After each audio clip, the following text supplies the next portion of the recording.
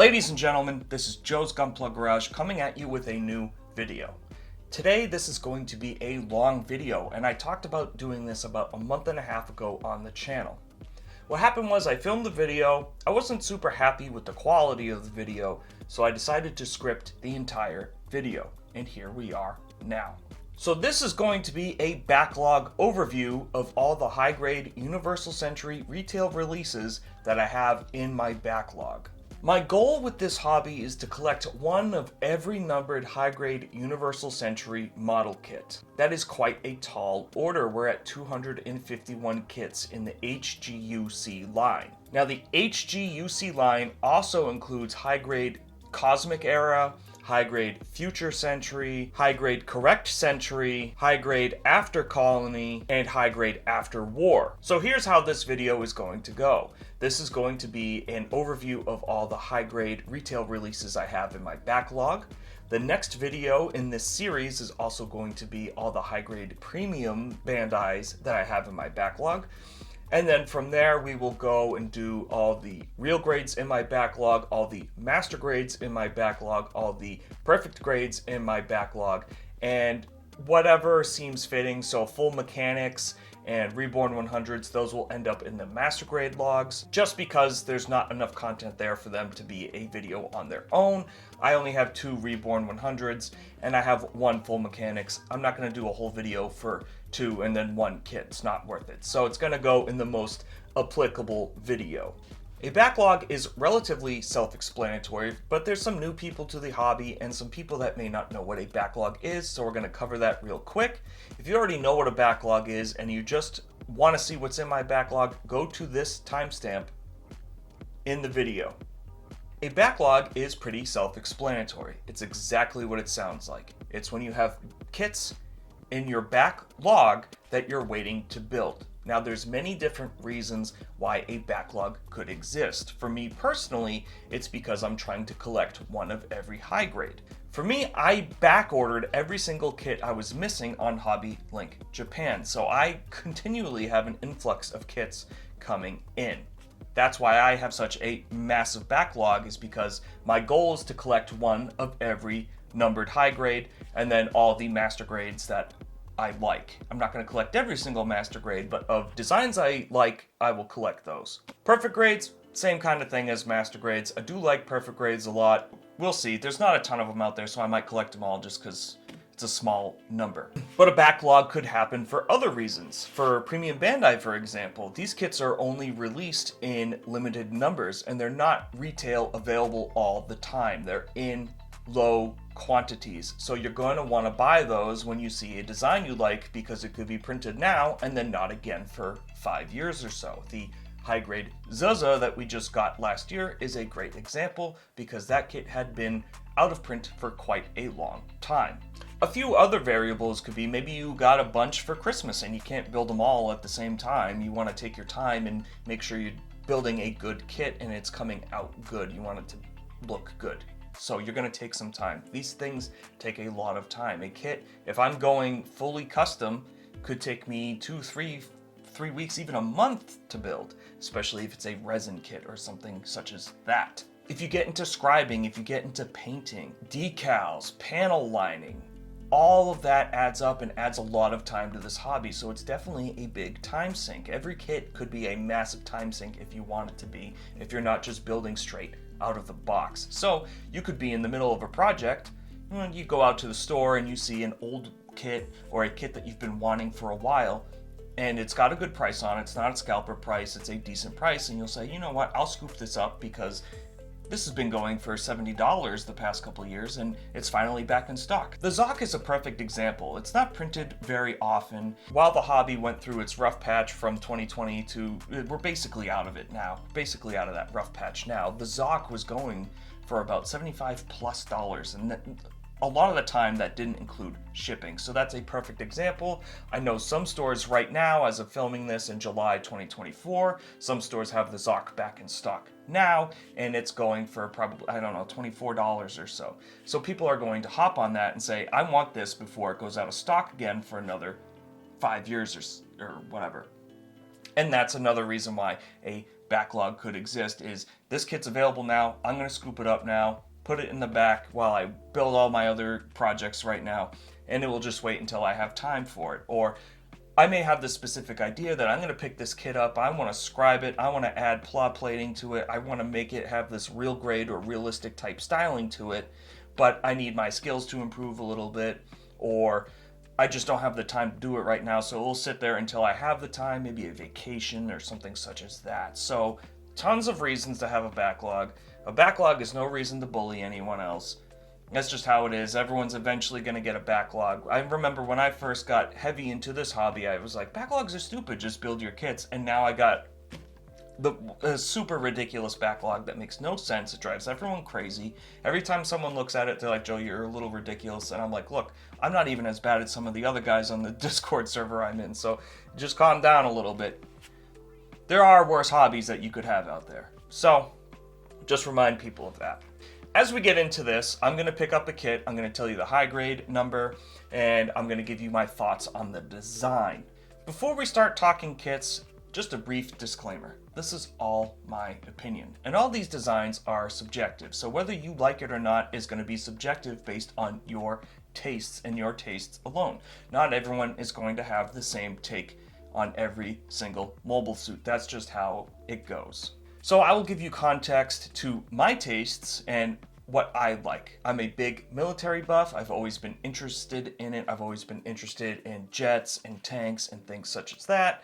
So Gundam really hit a big chord with me because I really liked the World War II inspired themes that we got with the original Mobile Suit Gundam. So just keep that in the back of your head as we talk some of these designs that, okay, yeah, Joe's a military guy. He kind of likes this more realistic take on things. So just keep that in mind, that that's where a lot of my tastes come from.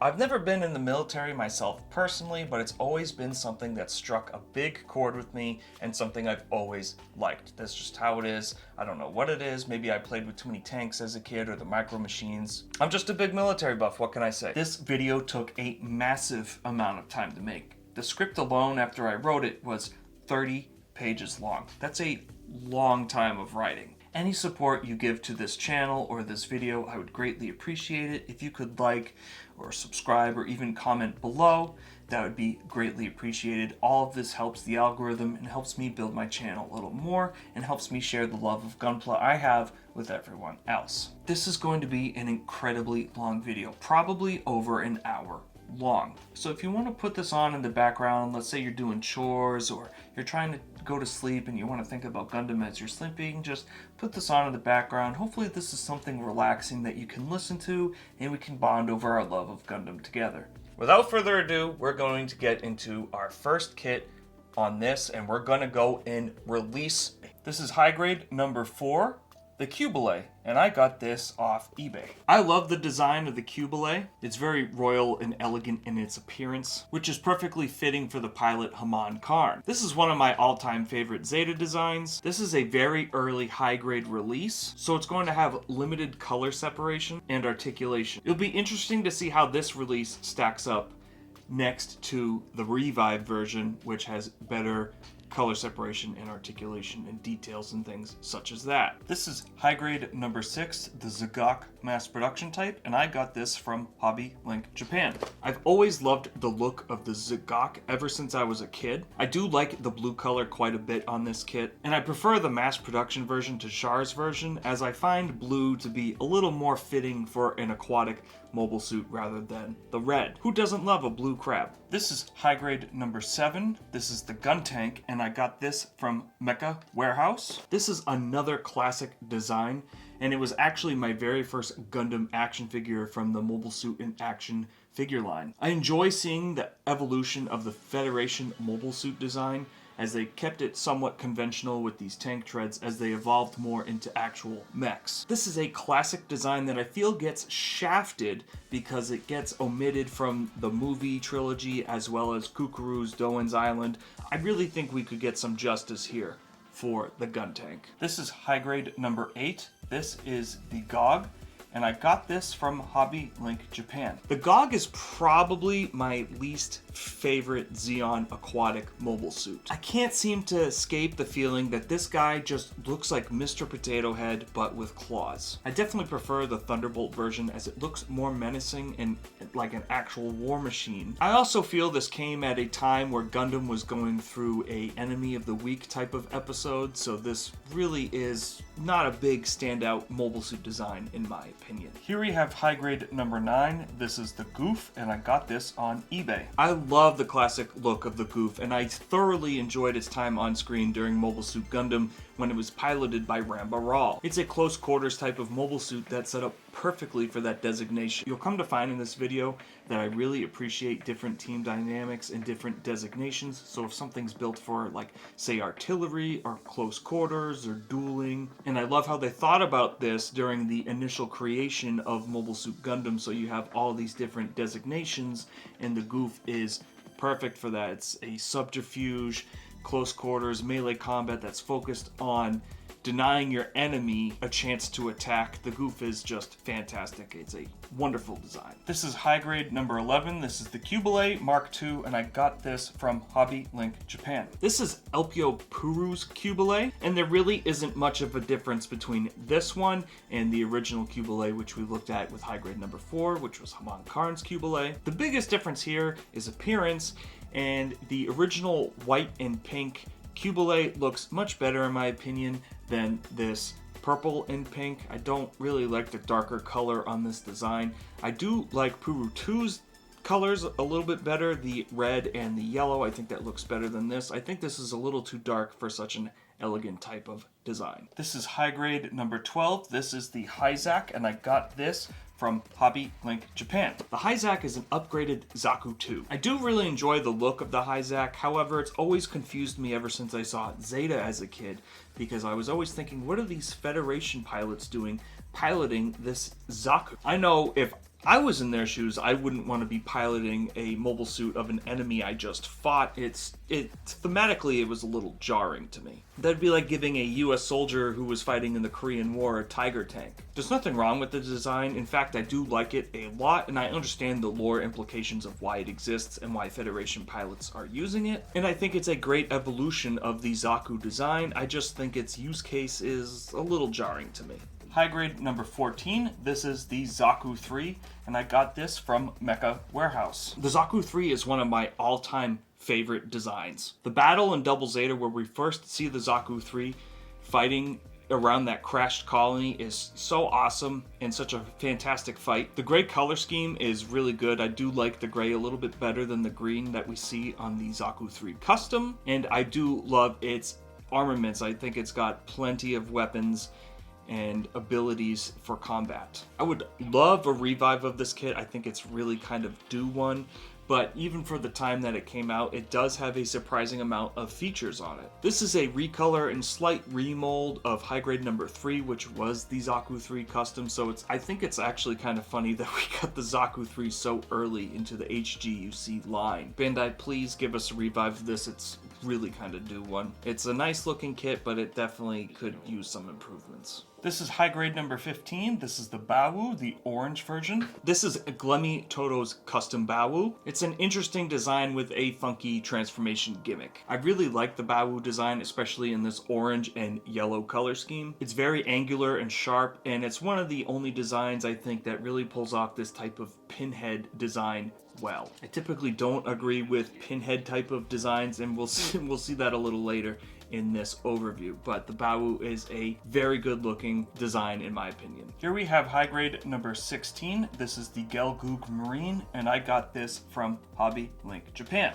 The Gelgoog is one of my all-time favorite Zeon designs. The Marine version has some very good upgrades to the design, and I think I like it a little bit better than the original Gelgoog itself. The Marine comes with a different shield, a beam submachine gun, as well as some extra thrusters on the back. The Gelgoog Marine mass production version is missing a few key features, which keeps it from being number 1 in my Gelgoog design list.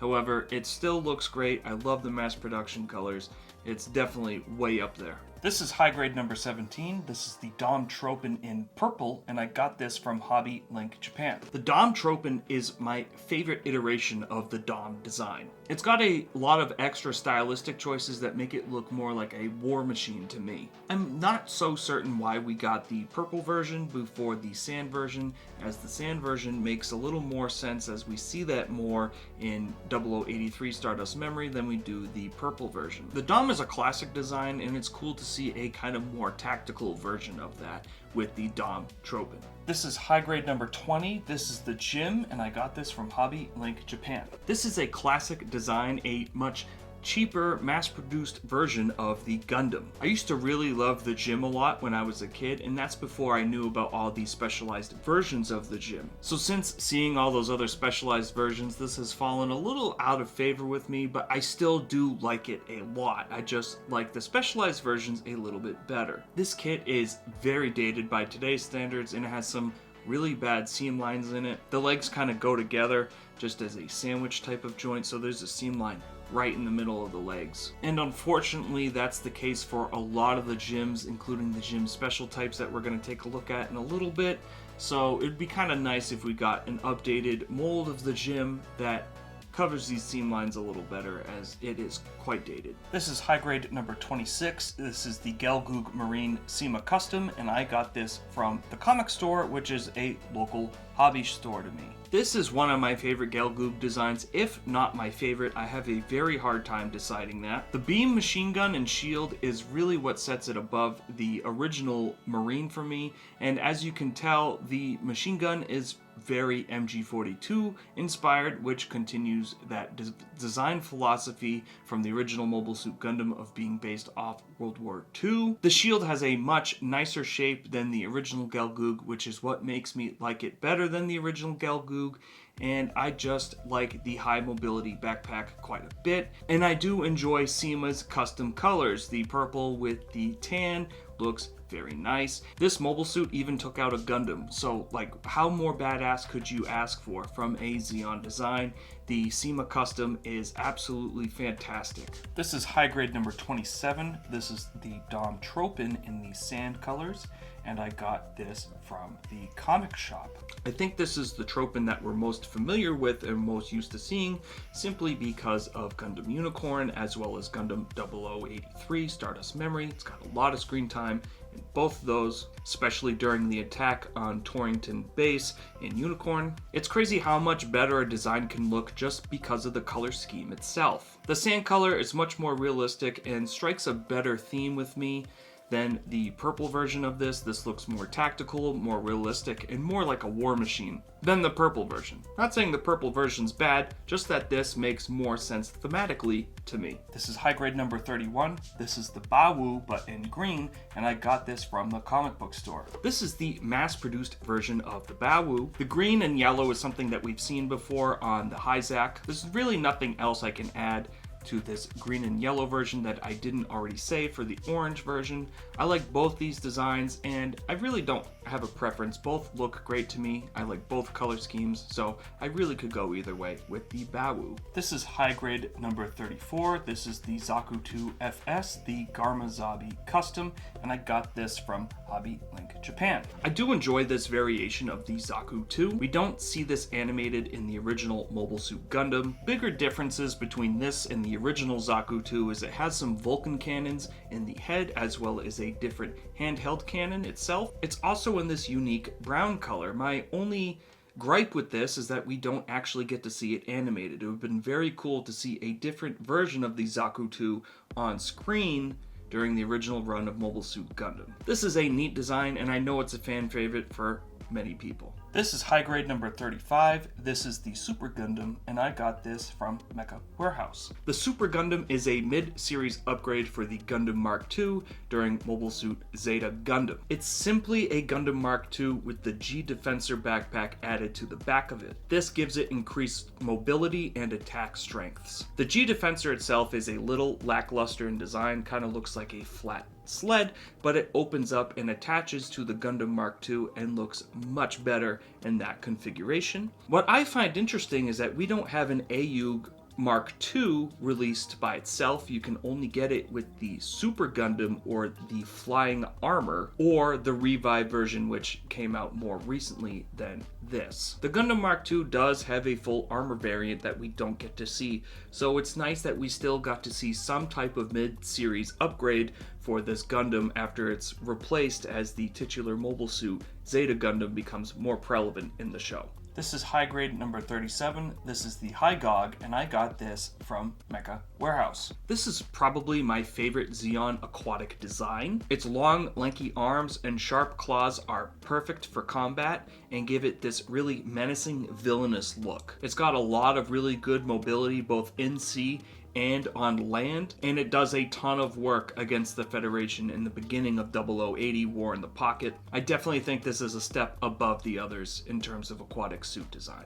It's just so iconic and such a great design. This is high grade 38. This is the Jim Cold Districts type, and I got this from Hobby Link Japan. This is one of my favorite iterations of One Year War Jim type designs. I love the extra venting and the head sculpt. I think it looks awesome. I love the submachine gun that comes exclusive with this kit because that looks really cool and we don't really see it anywhere else. I think it's kind of funny that we get the High GOG and then the next release right afterwards is the Jim Cold Districts type, which gets absolutely obliterated by the High GOG. I do appreciate its black and white color scheme. I think that looks really good. The unfortunate thing about this design is that it's an early high grade kit, so unfortunately it's got a lot of those really bad seam lines that we talked about with the original Jim, so it definitely needs a lot of TLC to become a great looking kit once it's completed. This is high grade number 39. This is the Zagok Experimental, and I got this from Hobby Link Japan. This is one of my least favorite Zeon aquatic designs. It's right down there in the bottom with the GOG, unfortunately. I know this is a fan favorite, but I'm just not super keen on this design. I don't really like the accordion arms, and I don't think this does anything better that the original Zagok doesn't already do. I know this is a hot take because this is a lot of people's favorite Zeon aquatic design, but I'm just not super big on it. Sorry guys. This is high grade number 40. This is the Zaku 2, and I got this from Mecha Warehouse. This is the absolute classic Zaku 2 design. You cannot beat such an iconic design. It's unmatched. This is a perfect design for an antagonist army. It just looks so good. I don't want to sound like a broken record, but the design is so iconic that it's been carried throughout the entirety of UC. It even shows up in Turn A Gundam. It's a very versatile mobile suit design. It's like the Swiss Army knife of mobile suit design. The Zaku 2 is so good. It's one of my favorites. High grade number 42. This is the Kaplant, and I got this from the comic book store. I do really enjoy the look of the Kaplant. It's one of my more favorite Titans designs from Zeta Gundam. I technically bought this by accident as I misremembered and thought this was the Masala, but I got this instead, which I don't mind because I do like the look of the Kaplant. It's got a way better transformation than most other mobile suits, so that really gets a big checkbox in my book because usually mobile suits don't have a great transformation in my opinion. I don't like a heck of a lot of them, so I think this pulls off everything really well. It's big, it's imposing, and it's got a decent color scheme. It's definitely a cool looking design. This is high grade number 43. This is the Rick Dom 2 in purple, and I got this from AdHub, the proxy seller on Facebook. The Rick Dom 2 is kind of a cooler Dom in my opinion. The Rick Dom 2 is a cooler Dom to me, but it's less cool than the Dom Tropin. I liked the added stylings to the design as well as the extra thrusters on it, so I find this to be an improvement over the original Dom design. Not that I hate the original Dom design, but I feel like the Dom gets better as it gets upgraded. The Rick Dom 2 retains that Dom styling, so it's a decent midway point between this and the Tropin, so I do like the Rick Dom 2 a lot. This is high grade number 44. This is the Gun Cannon mass production type, and I got this from Hobby Link Japan. The original Gun Cannon is my favorite iteration of the Gun Cannon. That being said, I don't really like any other iteration of the Gun Cannon. I definitely don't like the Gun Cannon Detector, and I don't like this guy either. I find the Gun Cannon mass production type to be especially heinous. Usually mass production types are toned down versions of the prototype as the prototype gets all the money thrown at it, and then the mass production version is a cheaper but more streamlined way of building it. So while I don't like this design, I do appreciate the fact that it takes the gun cannon design and definitely dumbs it down a little bit to make it look more mass produced. This is high grade number 46. This is the Gym Command, and I got this from Hobby Link Japan. The Gym Command is a fine design. I think my issue with the Gym Command is that every other Gym variant looks better. I like the space type better. I like the cold districts type better. I like the original Gym better than this. It's not bad per se, it's just not my favorite. I think all the other designs just are a little bit cooler to me. This is in a tan and black color scheme. And again, it's an early Gym high grade, so it's got really terrible seam lines on it. So this is a kit I'm not super thrilled to build, but at least it's here so I can just snip it and get it done and get it on the shelf, and I can mark high grade number 46 off my list of things to buy. This is high grade number 47. This is Gundam NT1 Alex, and I got this from Hobby Link Japan. The Gundam Alex is a fantastic Gundam design. What I love the most about 0080 is that it could have completely changed the Mobile Suit Gundam timeline. This Mobile Suit, NT standing for New Type, was supposed to be delivered to White Base and Amuro. If Amuro got this Gundam, things could have ended drastically differently in Mobile Suit Gundam, the original series. I love the blue and the white color scheme on this Gundam. I think the color scheme is fantastic. Blue is my favorite color, and I think blue and white really go well together on this design. It's not too much blue, it's not too little blue, it's just the right amount. The Gundam has these wrist Gatling guns, which obviously do a lot of work. It's got a great looking rifle that's kind of FAMAS based, if you will. This mobile suit also comes with this Cobham armor, which is a very heavy armor which protects the mobile suit. It seems like mobility would be kind of junk with the Cobham armor, so it doesn't last very long in the series, and I don't think I'm actually going to use it once I build this kit. This is high grade number 50. This is the G armor, which is G Fighter plus RX 78-2, and I got this from the Hobby Emporium, which is a local hobby store. I like when a series doesn't always rely on a brand new Gundam for the mid-series upgrade, so I felt that this was a great upgrade for the original RX-78-2 Gundam. I do think the G-Armor gets a little too dogged on, a little bit forgotten, as it's omitted from the movies, and I think that's a shame because it adds a lot of combat capabilities that the other team of White Base isn't able to accomplish. It can do more than the core fighter, it can do more in the air than the Gundam, it can do more than the gun tank, obviously, and it has all these different combinations for extra combat abilities, so I do like the G-Fighter quite a bit. It's ready to roll out for all these different combat scenarios, and I like that a lot. This is high grade 56. This is the Hazel Custom, and I got this from Hobby Link Japan. I know next to nothing about Advance of Zeta. Everything I do know is that these are sort of test machines created to test out new capabilities for the Titans mobile suits that are all in development. If I recall correctly, the Hazel is just a beefed up version of the Jim Quell with a Gundam head on it. However, like I said, I know nothing about Advance of Zeta, so if I'm wrong on that, please don't bite my head off in the comments. If there's anything this video has taught me, it's that I need to actually dive into Advance of Zeta and learn about it. This is high grade 57, the Advanced Hazel, and I got this from Hobby Link Japan. And this is another Advance of Zeta design that I know nothing about. All I know is that this is the Hazel, so kind of similar to the last kit that we just looked at, but it's in the purple Titans colors.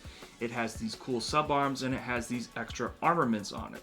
It's definitely more heavily armored than the previous kit that we just looked at. It's a unique looking design, and I'm gonna have to get into Advance of Zeta. I've watched all the series, I've read some mangas, but Advance of Zeta is the one thing I've kind of stayed away from, so I'm gonna have to get into it. So I've learned my lesson already. Just give me a chance to read it. This is high grade number 58. This is the Gabfly, and I got this on a Discord private sale. Now, I'm going to be 100% honest with you, and some may see this as a hot take, but I absolutely hate this design. I do not like it at all. A lot of the designs from Zeta are not my favorite. I'm not a super big fan of its really bug-like design that they went with for a lot of these. I do appreciate that they are at least different. I know people are going to say, well, fans always want the same thing, or fans never want anything changed. I know I kind of fall into that type of demographic, but I just find this design to be really ugly. Where everything else has been somewhat blocky and more grounded, this design just does not do it for me. It also comes from a type of Enemy of the Week episode where Jared is going after Camille, so he uses this thing and this thing gets spanked. It's really kind of for me, this is a nothing burger. This is a nothing burger of a design. It doesn't do anything for me. It's got a transformation, so it has that at least, but that makes it look even more bug looking, and therefore I like it a little less. I'm sorry to any fans I might have offended if I hate this design, but that's just how it is. Not everything's going to be a winner. You're not going to love every design. That's just how it goes. Here's high grade number 59. This is the Dom/Rick Dom, and I got this from Hobby Link Japan. Dom is an absolutely classic design, very clearly based off older Kendo armor. This machine has a special place in every Mobile Suit Gundam fan's heart. When these machines showed up with the Black Tri-Stars and Mobile Suit Gundam, they put Amuro through a ton of character development and trauma, so not only are they iconic in their design, they're also very important to the original run of the show. But what's the difference between the Dom and the Rick Dom? Virtually almost nothing. Thrusters. That's really it. So the Rick Dom is built for space type use and has more thrusters, and the original Dom is more for surface use, as it kind of is more of a hover. It's kind of a hover type movement where it goes really fast, kind of just think of a hovercraft, if you will. And if you look on the box here, you can see where the difference is for thrusters on the feet. So this is a 2-for-1 special where you could build it in either configuration. What I find funny is that we got the Dom decently far into the high grade Universal Century line, and we got it after all of its other variants. Like we had the Dom Tropin and the Colony type before the original type. So I just found that was a little peculiar, so I don't really know what their reasoning was behind their original release schedule. Like, why was the Zaku 3 high grade number 3? Who knows? I don't know. I would just like to know. I would like to know if there was a reason why. You know, that seems a little peculiar, doesn't it? Here we have high grade number 60. This is the Palace Athene, and I got this from a Facebook buy and sell group. Now I know what you're gonna think when I say this, but this is one of my favorite Zeta Gundam designs. I've always loved it ever since I saw it in Dynasty Warriors Gundam when I was younger. Now I know it's bug-like in appearance, but the bug design has utility with these missiles on the wings, as well as the arm gauntlet and everything else. This is an experimental machine created by Paptimus Scirocco and then given to Recco Alond to pilot, so I kind of see this as more of a Royal Guard, and I find that the design gives off that Royal Guard type look. It's very Xeon inspired, but it also looks very regal in its appearance, and it's something that I just really vibe with. My only gripe is that it's a little underutilized in the show, only coming in the third act and not having a ton of screen time, so I think the design could use a little bit of more screen time in the show because I think it's just so good looking. I know it's going to make me seem like a contrarian for liking this design over the Gabfly, but I think the fact that this looks like a Royal Guard to me, a Praetorian if you will, this really just sets it above the other bug-looking designs that we see in Zeta Gundam. Here we have high grade number 61. This is the Methus, and I got this off eBay. The Methus is a big, fat, weird-looking, obscure mobile suit design, so I thought it was pretty funny when Gundam Evolve came out, and this was one of the main suits that was already in the game. This is pretty much a power plant for the Hyakushiki with the Mega Bazooka launcher, and because of that reason, it's very light on offense as it only has these dual pistols. The transformation for this machine I do actually find quite good, and a step above other transformations. It's a very niche design, and I find its ugliness to be kind of charming, if that makes sense. I do enjoy the design of the Methus. It's just a big, blocky, yellow, weird-looking dude. I can't hate the Methus despite being designed in a way that I typically would dislike. This is high grade number 62. This is Gaza C Haman Karn's Custom, and I got this from a Discord private sale. The Gaza C is a very, very ugly design, and it has a weird gun in the armpit and a really hideous transformation. This is definitely in the low end of Zeta Gundam designs, if not the absolute lowest This is Haman Karn's custom version, so it's in her purple and white colors. However, I would have preferred if this version straight up didn't exist and she just had the Cubile the whole time. It doesn't make sense to me that Zeon would drop the Zaku 2, as developing a new mobile suit would cost more money and more resources. So don't you think retrofitting older mobile suits would have been cheaper than creating this? I wish the Hyzak was reserved for Zeon and that the Titans had something else to use in the beginning of the series. I think thematically that would have made way more sense than this thing. I know that Zeon lost their engineers to the Federation after the 1 Year War, but there's no way that they lost every single engineer. We already saw with the Delaz fleet and Axis that not all of Zeon defected to the Federation or surrendered. If the Axis Zeon engineers could engineer this up, then obviously they could have engineered some good upgrades to the Zaku 2 to make it a formidable foe against its newer enemies. To give you an example of why I hate this thing, you need to look no further than the Gundam Wiki to see how useless this thing really is. The Gaza C was cheaply made and could only last a few transformations before it would fall apart. The average lifespan of a Gaza C was 3 missions. 3 missions. I hate this thing. It's a big L. Let's move on. This is high grade number 64. This is the Zaku 1, and I got this from Mecha Warehouse. I love the design of the Zaku 1. You can definitely take a look at both the Zaku 1 and the Zaku 2 side by side and see the design improvements and their differences. And there's lore reasons behind these improvements, so it all makes sense. I think it's really smart that in the show you see Zaku 1s fighting alongside Zaku 2s throughout most 1 Year War media, and I think it's nice that they thought about this way back in 1979 when originally creating the show, because war really is just a battle of attrition, so you've got to use every asset at your disposal. The Zaku 1, while it is old and outdated, it does do a decent job well into the war. This is high grade number 65. This is the Zuda, and I got this from a Facebook buy and sell group. Like the Zakus, I also love the design of the Zuda. Zuda comes from a series that's a little lukewarm, but does get a lot better from the halfway point towards the end. The Zuda episode of Mobile Suit Igloo, that's what the series is called, is fantastic and gives a good behind-the-scenes look as to what it's like for mobile suit development, and it even mirrors what we see in real life. Typically what will happen is the military will say, hey, we need this weapon for this configuration, and they'll put the bid out to all these different defense contractors. So it's basically a feeding frenzy with all these defense contractors coming up with different designs to meet the military's needs. Here's where the Zuda comes in. The Zuda was direct competition to the Zaku 2.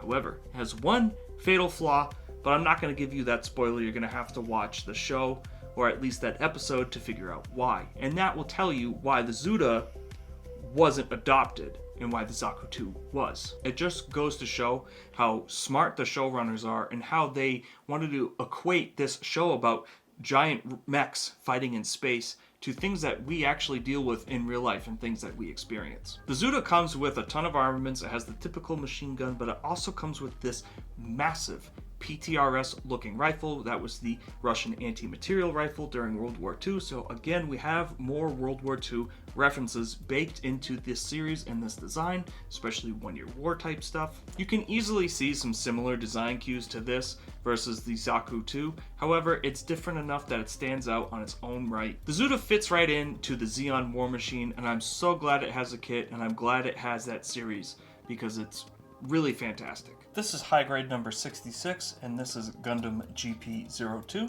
and this came from USA Gundam Store. The Gundam GP02 is an iconic and classic mobile suit design that us USA fans are very familiar with because this Gundam was everywhere when we were kids. This is a very, very well thought out design. When the wing binders are fully open and deployed, you can see it's heavily inspired by old World War II bombers, like the B-29. It's a large, menacing, villainous looking Gundam, and it's perfect for the story of 0083. I can only hope that one day we get a real grade release of this kit, as I think it really deserves it. As we can see with the Solomon third-party kit that came out earlier this year, this design really benefits from a lot of surface detail and interior mechanical detailing. The GP02 is another fantastic design that I absolutely love. This is High Grade 67. This is the Powered Gym, and I got this from Hobby Link Japan. The Powered Gym is a decent looking gym design. It's like a heavily armored version of the gym, and it's in these orange colors because this is technically a test type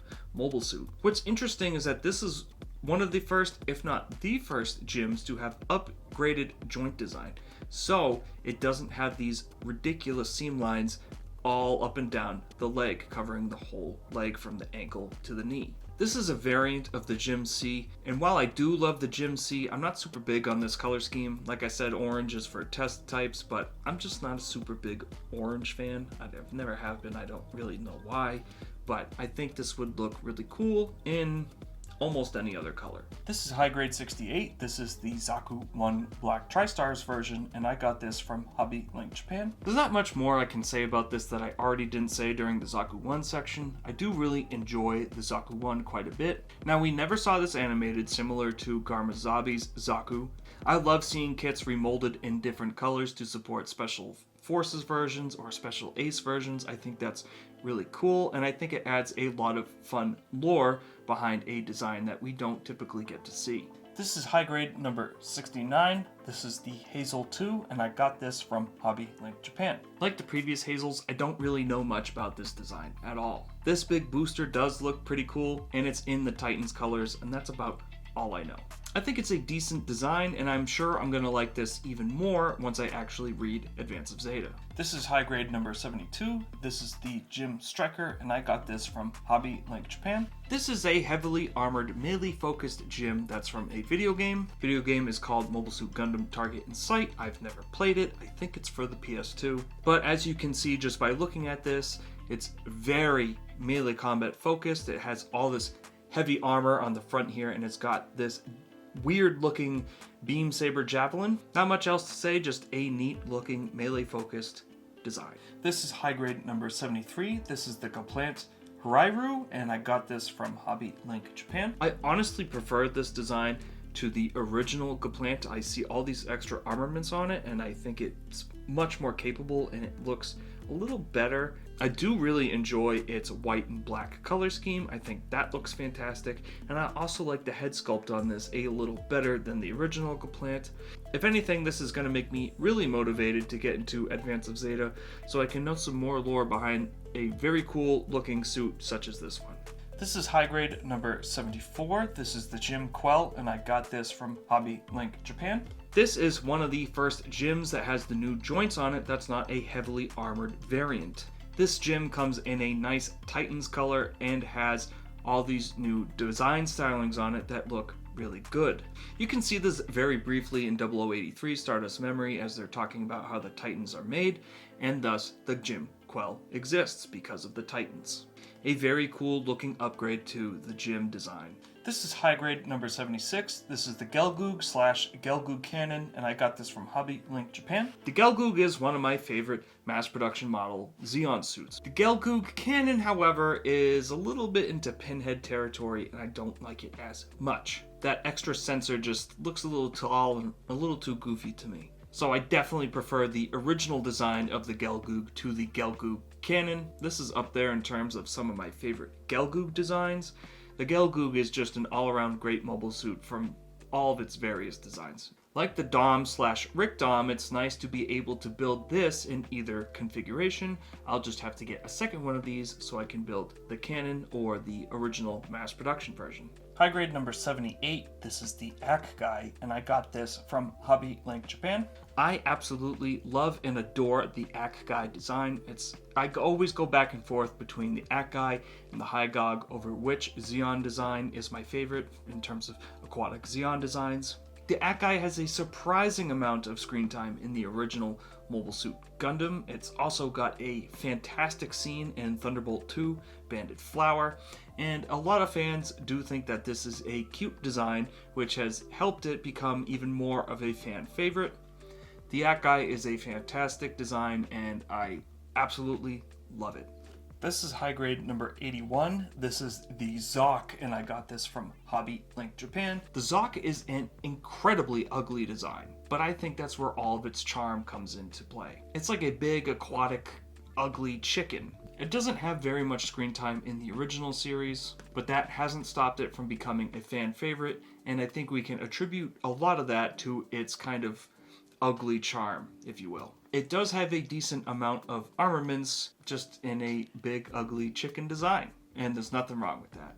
The Zoc, it is a cult classic niche design. This is high grade number 83. This is the Yagdoga Guinea Gus's version, and I got this from Mecca Warehouse.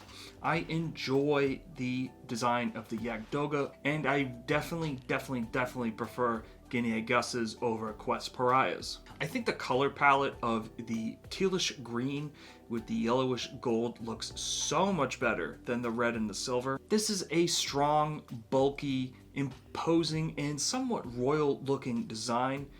Similar to the Pallas Athene, you can tell that this is supposed to be a Praetorian or Royal Guard type mobile suit. That's why it's so specific. And it makes sense for Guinea Gus because he's kind of like Char's right-hand man during Char's counterattack. I think this looks like a great evolution of the Zeon design philosophy, and I think it fits naturally within those design cues. It's a great design. This is high grade number 84. This is the Yagdoga Quest Pariah version. Now, I'm not big on this design, and that's simply because of the colors on it. I'm not a big fan of silver. I've never really liked the silver color at all. I don't like the red, and I don't like the omission of the commander's antenna on this, and those are my primary reasons for liking Guineas over Quests. However, Quest does have this really cool beam Gatling cannon, so it has that in my book. But yeah, it's a cool design. It's a great design. I just like the other colors a lot better. Like a lot better. What I do like a lot about this design is that it was cool seeing it come back in a better color scheme with some sleeves markings in Gundam Unicorn. It's the same machine. It's Quest Pariah's machine, just repaired with a geared Doga arm.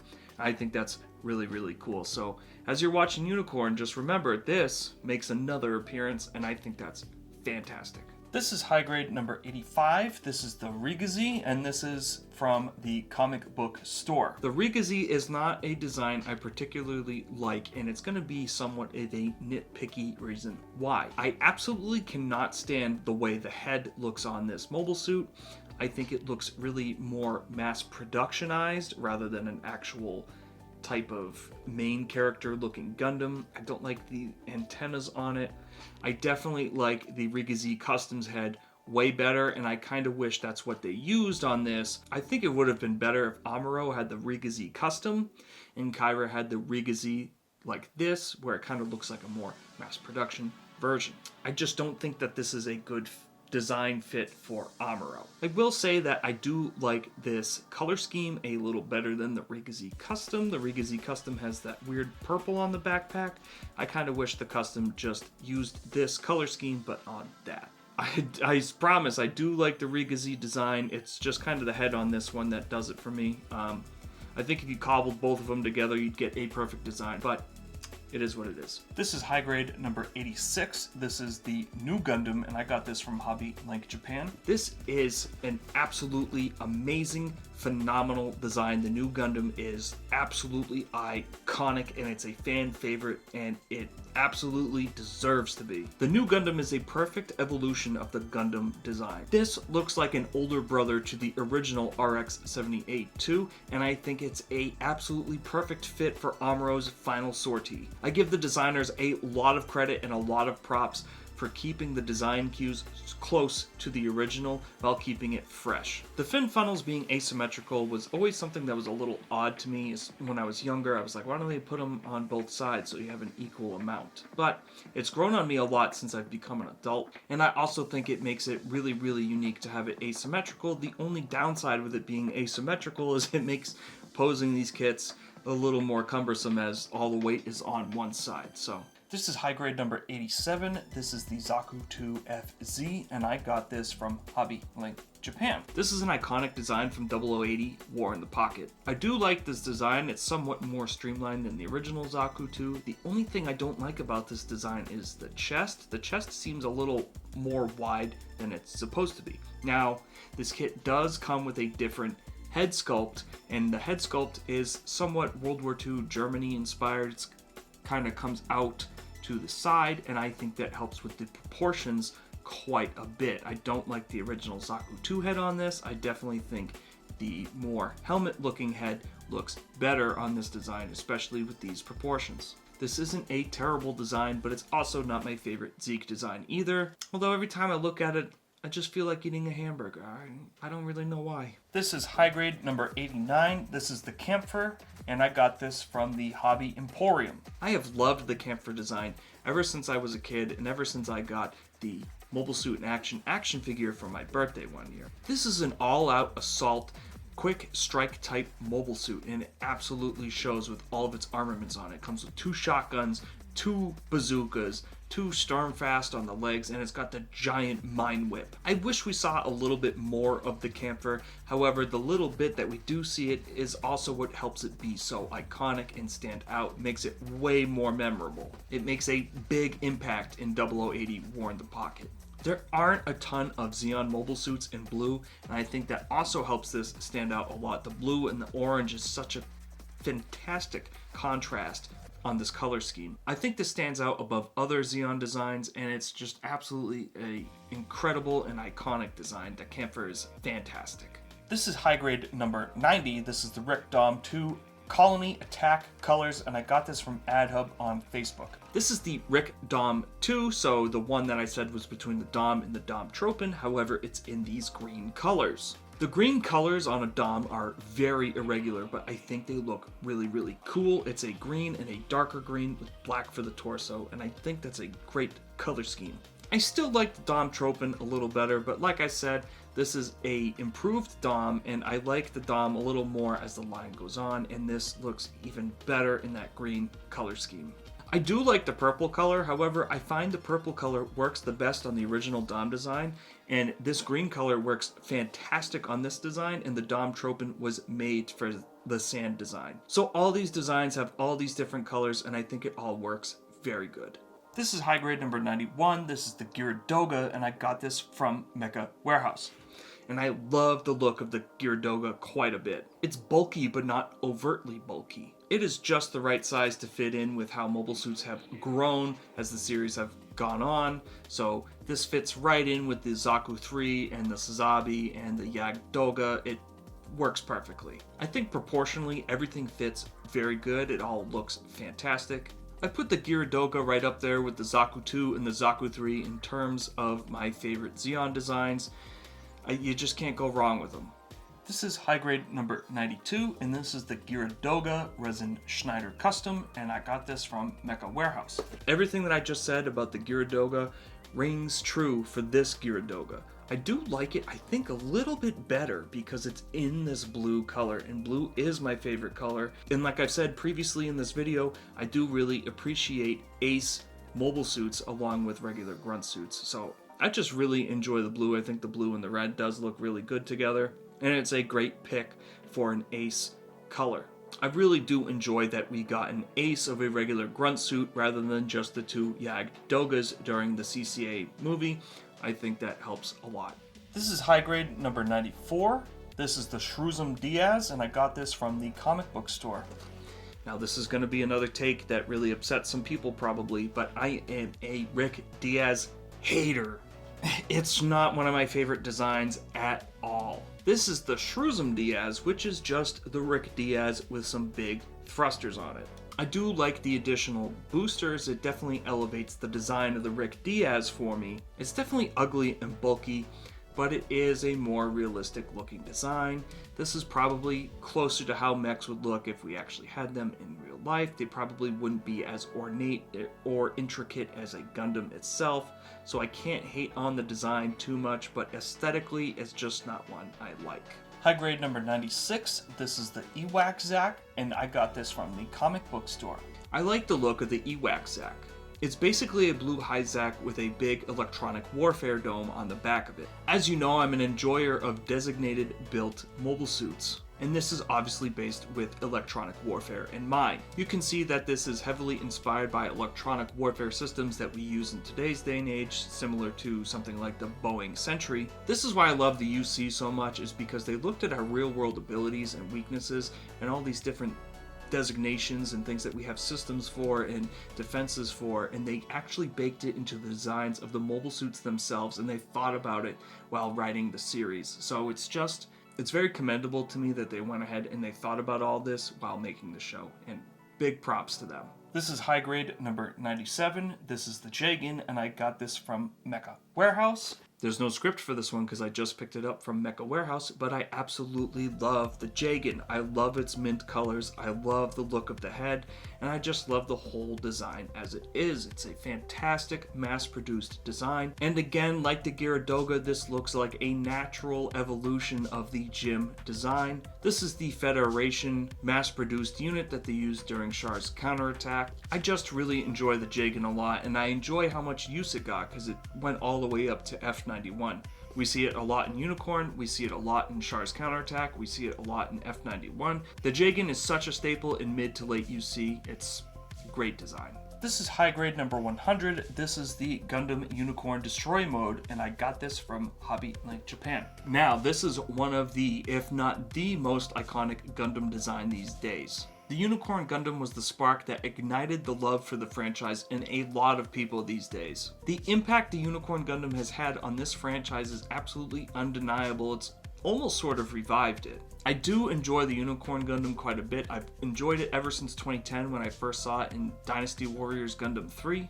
I definitely do like it better in Destroy mode, as I like the red and the white. It definitely breaks up the monotony of the white only mobile suit. The addition of the Psycho Frame definitely wakes the design up, both figuratively and physically. One thing to note is that on Universal Century release number 99, which is the Kshatriya, we started getting the series logo printed on the front of the box. So now, taking just a front look at the box, we can see what series this is from. Now before, they would do that with these little squares, and these squares would notate what series it's from. So dark red is Unicorn, orange is Double Zeta, yellow is original Mobile Suit Gundam, light green is War in the Pocket, etc., etc.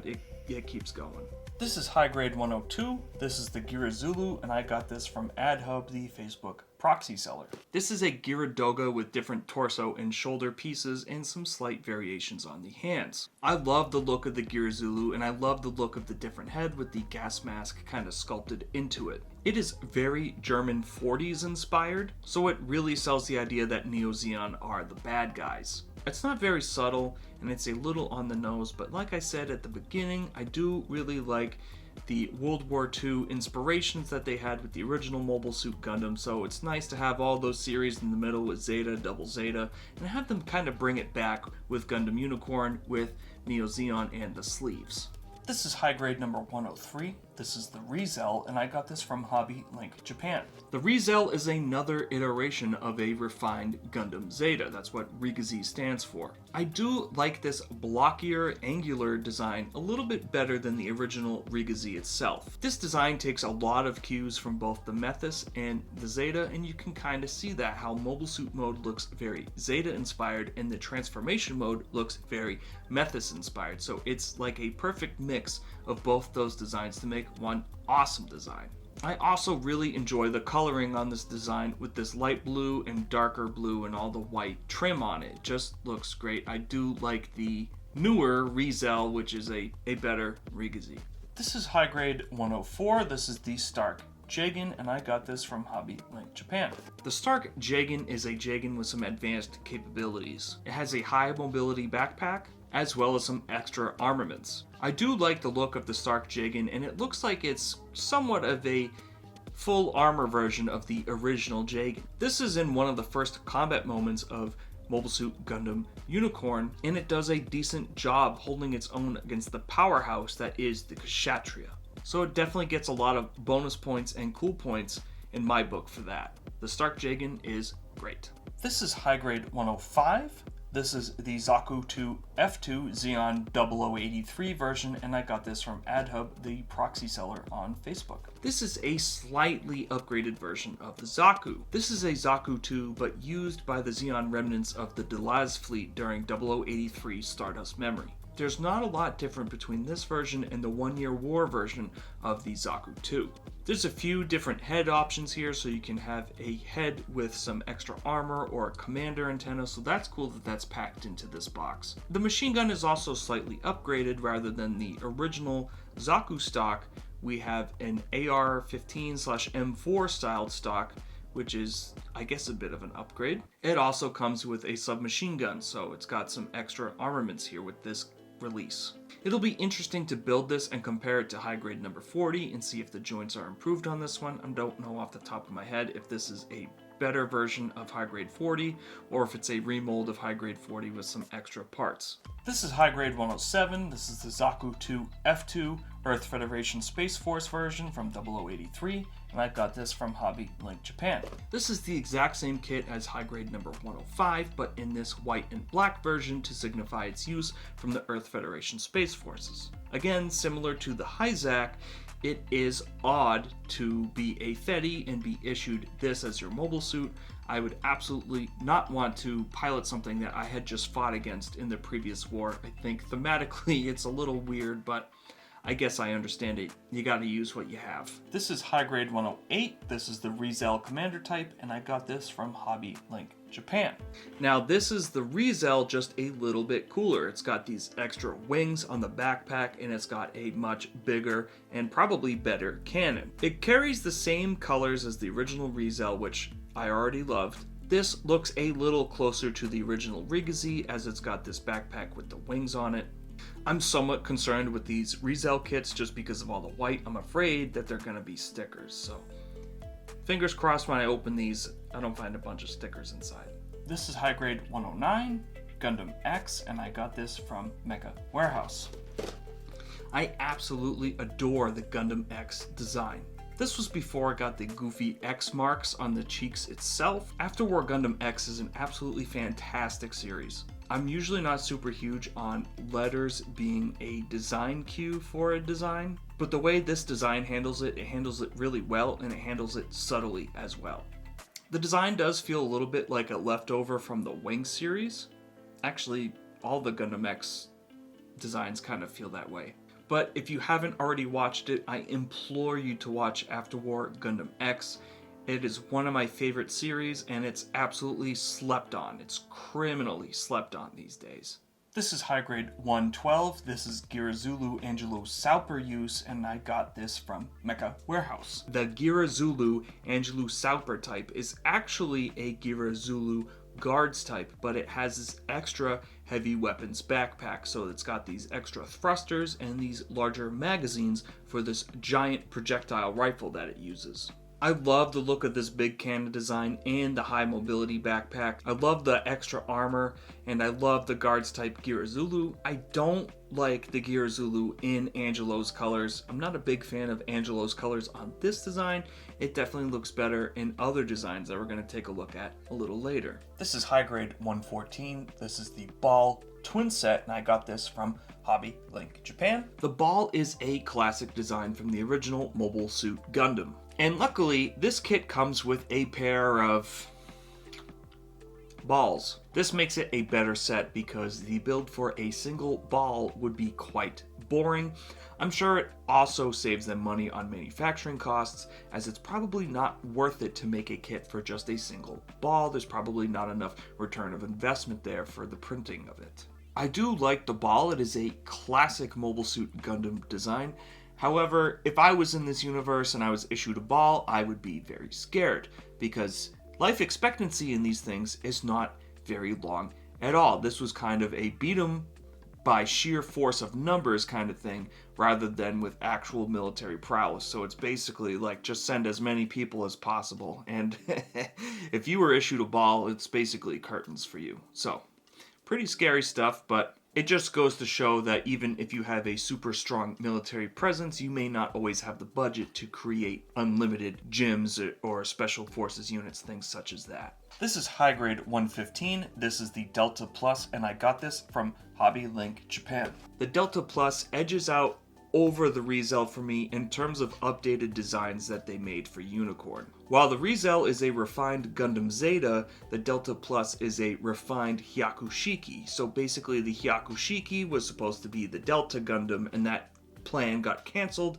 so the Hyakushiki came out.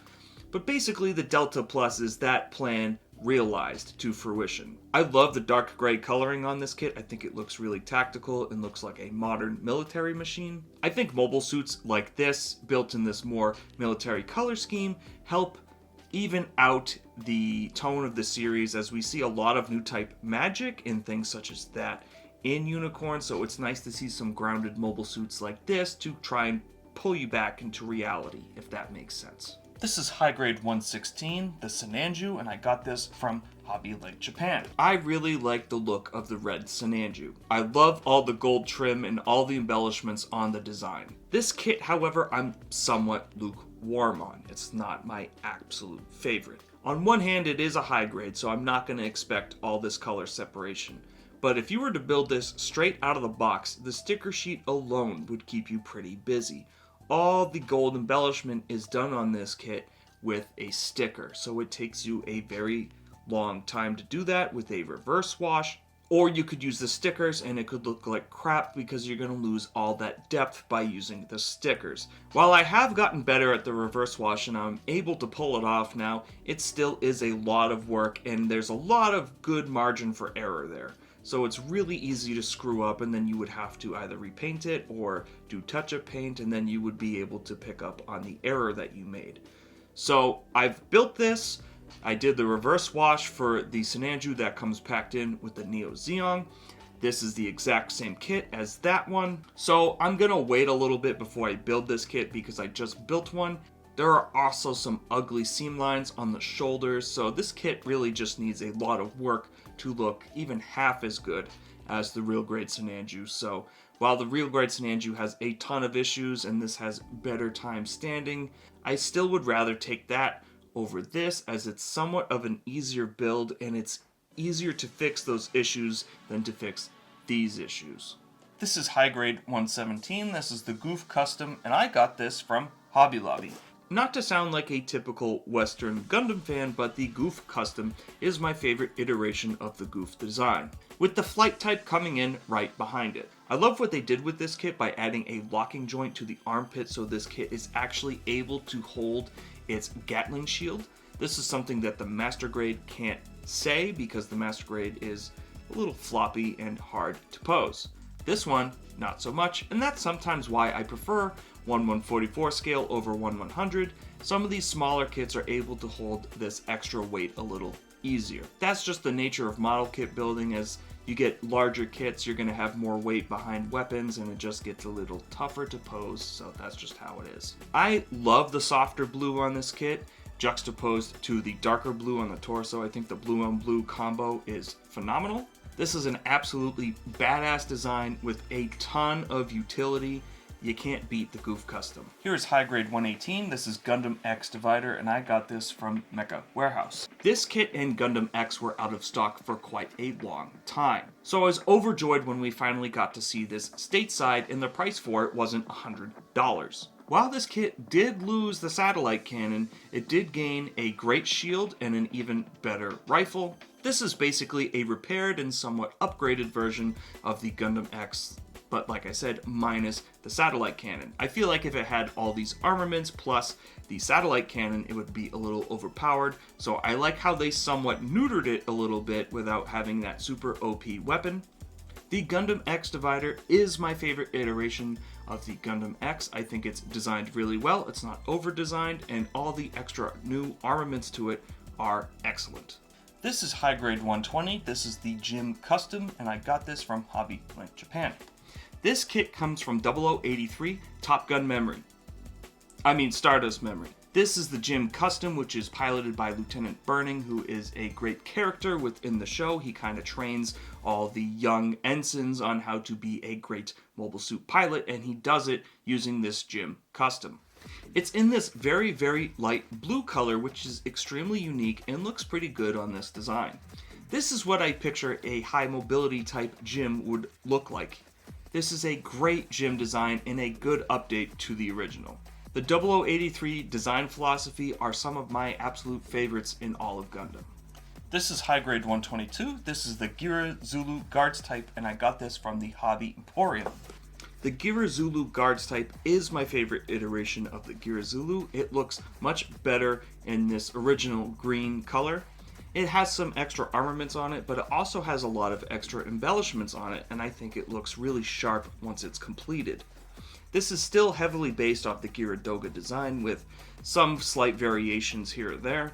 I think this is a formidable looking foe and a good update to the Gira Doga, which we've already know and love. Here we have High Grade 123. This is the Jagan Equiz type, and I got this from Hobby Link Japan. This is a Special Forces version of the Jagan. It's molded in this brownish kind of OD green type color. I also like how it's got a slight variation on the head, how it has this visor which looks like somewhat modern day night vision goggles. I think this is a neat design, but I still like the original Jagan a little bit better. Maybe it's just its iconicism, I'm not sure, but this is basically designed to be an absolute favorite for me, and I don't know why I can't just place my finger on it, but it's just not my favorite. I do just like the original Jagan a little better than this one. This is High Grade 126. This is the Gym 3, and I got this from the comic store. The Gym 3 doesn't show up a heck of a lot in Double Zeta Gundam. However, it is a design I absolutely love. This is my favorite iteration of the Gym. I don't think the Gym 2 did enough different to make it stand out against the Gym 1s and the other Special Forces type of gyms. Here we see the beginnings of a Stark Jagan type look with the missile launchers on the shoulders. We also have 2 missile launchers on the skirt. This is like a decent, heavily armed gym.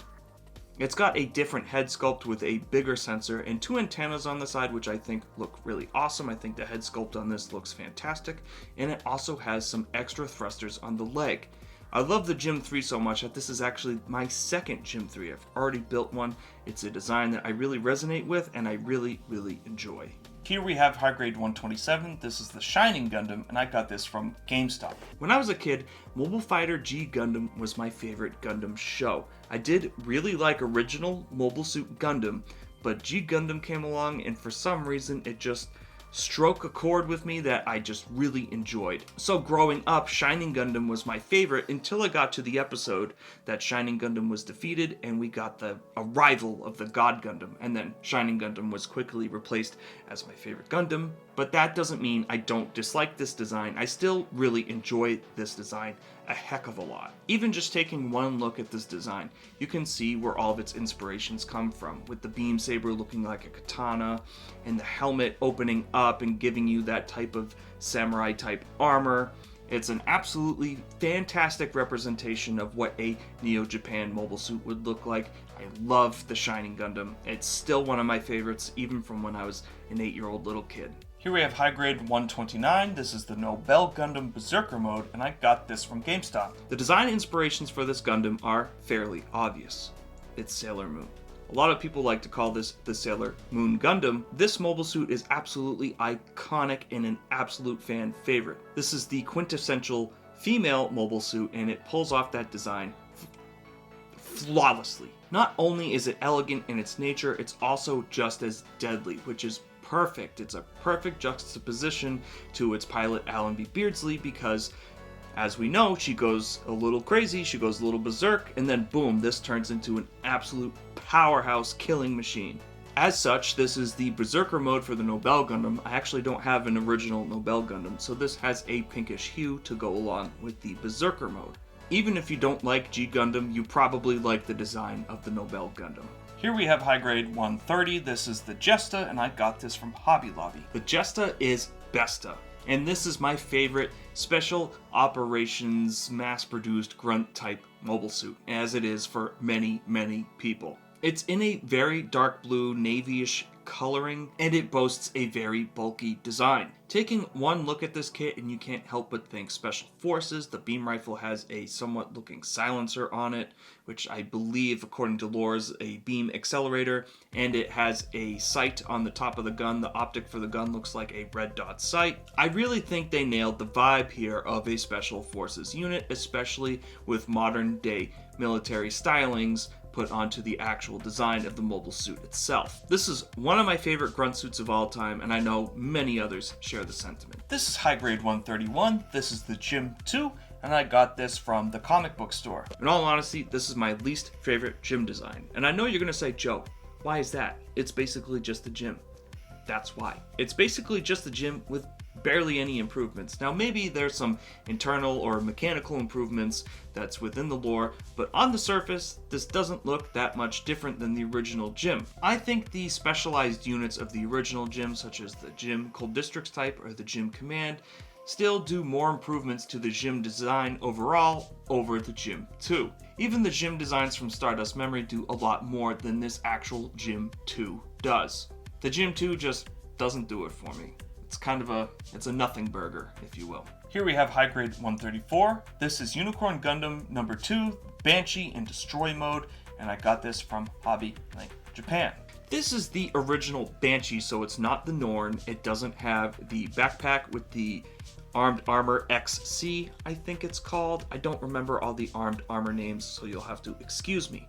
So this doesn't have the extra backpack, and it doesn't have the extra armor on the shield. This does, however, have the armed armors for the arms, so it has the big beam rail cannon on one arm, and it has the big claw on the other arm. I think the armed armor for the arms does a great job at separating this from the Norn and the original Unicorn, and sometimes I think it's a little bit of a shame that the Norn loses this little bit of uniqueness, because after we get the Norn, it just gets the beam magnum, and it looks kind of a little too samey, if that makes sense. Maybe the design would be a little busy with the armed armor on the arms and the Norn backpack, but I still think that would be an interesting look to the Banshee. This is in a darker color than the original Unicorn. It's in this super dark navy color, so typical Fedi special operations colors like the Jesta. And the Psycho frame is in a gold, orange, yellowish type of color.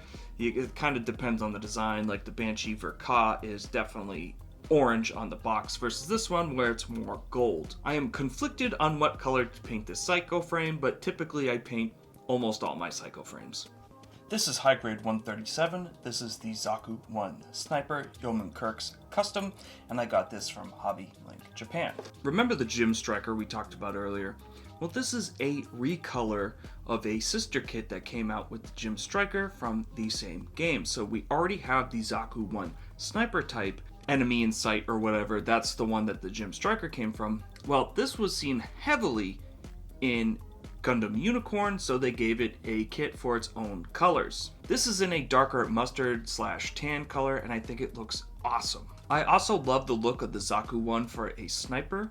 I think the scaled back look makes more sense for a type of scout type designation. And once again, we have more German World War II inspirations here with the sniper rifle, as it's very MG42 based. Even in Gundam Unicorn, we can see it swapping out barrels, which is something that the real MG42 had to do. Now, this isn't a machine gun that shoots 1200 rounds per minute. This is a beam sniper rifle, but you get the gist. The design cues are all there. This is an amazing looking kit. The Zaku 1 Sniper is a cool little scout mobile suit. This is High Grade 143. This is the Zaku Mariner, and I got this from the comic book store. Now, I know a lot of people probably know this design from Gundam Unicorn, however, its origins are from Mobile Suit Double Zeta Gundam. Blue in color and with torpedoes on the arms. I think it's really interesting to see a Zaku designed with sea combat in mind rather than just land combat. We've seen Zakus in all different types of biomes for combat, but this is the first time seeing it for sea, and this is our first time seeing an aquatic Zeon mobile suit that just looks typical humanoid rather than based off a crustacean. While I do love the other Zeon aquatic mobile suits, it's fantastic to get some variation of it and see a regular grunt suit built for aquatic combat. High Grade 145, the Hammurabi, and I got this from a Facebook buy and sell group. Another hot take from me, but in all honesty, I hate this design. This and the Gadfly are probably neck and neck with my least favorite design from Zeta, although I think I like this one a little less. This is a big, goofy space stingray that looks like Pinhead. That classic image of Patrick from SpongeBob, who you calling Pinhead? That's what this is. It's goofy looking. And I don't particularly like it, and what pains me the most is that I have to buy 2 more of these to complete the team. It's ugly and it's not very charming, so it doesn't get the pass like the Zoc has. I'm not a big fan of the Hammurabi, even a little bit. It's goofy and ugly, and it doesn't have any charm, and I don't like it. This is High Grade 146. This is the Gym Sniper 2, and I got this from Hobby Link Japan. The Gym Sniper 2 comes to us from 0080 War in the Pocket. It's a very decent design, but I'd be lying if I didn't say I liked this a little less than the original Gym Sniper 1. The Gym Sniper 1 just has a cooler gun and has better colors in my opinion. This kit doesn't look bad by any means, and the design is for space/colony type of combat. And that's where we see this used, so it makes sense thematically. Both designs are great in their own right and in their own theaters of combat. It's a great design, and it even comes with a little mobile worker, but I'm just partial to the Gym Sniper 1. This is High Grade 149. This is the Rosen Zulu, and I got this from Gunzo. I absolutely love the design of the Rosen Zulu. It is one of my absolute favorite designs from Unicorn. Unfortunately, this kit in particular comes with some bad coloring. Instead of going for its more pinkish and purplish type of tones, it goes for a brown and dark purple tone, and it doesn't make a lot of sense. They haven't corrected the colors, it still prints in that weird brownish color, so it's a little disappointing with this release. So while I do like this kit, there is a better one coming later in this video.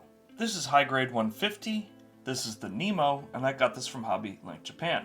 The Nemo is an alright design, but not my favorite grunt suit by any means. What increases my enjoyment for this design, honestly, is how good this kit is. It has a surprising amount of articulation, and you can pose this thing in a ton of great ways. I built the Unicorn one already, and I really did enjoy my time building it and posing it. I do like the Unicorn and Desert Unicorn colors a little bit better than this original color variant, but the green gets points for trying something different. This is High Grade 152, this is the Jesta cannon, and I got this from the Hobby Emporium. This is a heavily armored Jesta with way more weapons capabilities. I've already said before that I love team designations, so it's even better to get one in one of my favorite series of grunt suits. Seeing the Jesta outfitted for artillery and barragement is really exciting to me. I do enjoy this design quite a bit. It has a lot of design cues that help it stand out a little more to the original Jesta rather than just the extra armaments, like there's some extra grays and some whites on the design here, and I think that was a nice touch. Once again, the Jesta continues to prove that it is Besta. This is High Grade 154, this is Shin Matsunaga's Zaku 2, and I got this from AdHub Facebook proxy buyer. This is the first high mobility Zaku 2 that we have gotten, and it's in this white color. The white color on the Zaku 2 is a surprising smash hit. We saw this also with the white Ogre, but that was a regular ground type of Zaku 2. This is the high mobility type, so it has some extra thrusters in the legs. What I find interesting is that we got Shin Matsunaga's Hi-Mo Zaku 2 before we got Johnny Ridden's, and Johnny Ridden is a little more well known than Shin Matsunaga. Johnny Ridden has made more game appearances, so it's very interesting to me that we got this white Hi-Mo Zaku before Johnny's. I think the Hi-Mo Zakus are really, really nice, and they have some subtle differences that give it that high mobility look without looking like too much tacked on stuff to make it look like a race car. I think it's a great, subtle design. This is High Grade 157, this is the Masala, and I got this from a Facebook buy and sell group. This is one of my more favorite Zeta Gundam designs, so you can put the pitchforks away because I don't hate this one. This was Paptimus Shirako's first experimental mobile suit that we see on screen. It's tall, has these giant thrusters in the back, and these massive menacing claws. The giant thrusters give it this incredible speed, so it can swoop in and do extremely fast attacks. This is a mobile suit that I would absolutely hate to battle against, as I think the odds would be pretty stacked against you. This is a formidable and terrifying design with a transformation that is pretty good.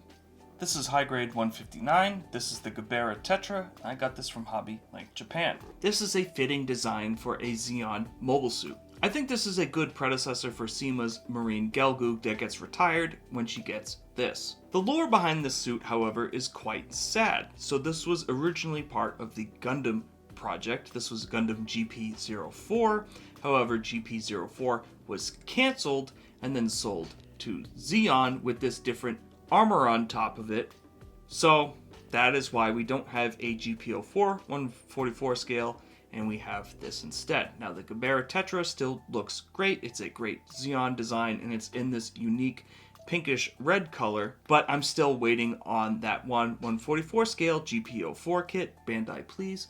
Any day now. You can tell by looking at this design that the Gabera was built for fast hit and run type of tactics, and I think the design looks perfect for that. This is High Grade 160. This is the Dovin Wolf Unicorn version, and I got this from a Facebook buy and sell group. We never see the Dovin Wolf from Unicorn on screen, so it's kind of interesting that we have this as a retail kit, and then all the other Neo Zeon sleeves versions are premium Bandai releases. You would think that this would be a premium Bandai release, but for some reason it was a retail release. This Dovin Wolf is molded in this darker blue type color, and it has the typical sleeves markings that we're used to seeing with all the Unicorn Neo Zeon suits. It's a shame that we didn't get to see this on screen, as I think it would have fit in perfectly in those battles of episode 6 and 7 of Gundam Unicorn. I think this design is excellent, and it fits really well with the other Zeon mobile suits. It's just a shame we didn't get to see it. This is High Grade 163. This is Gundam XX, and I got this from the comic book store. Gundam XX is a great design from a great series. XX is a very powerful mobile suit, as it has 2 satellite cannons. It also has a nice black and white color scheme, which we don't get to see super duper often.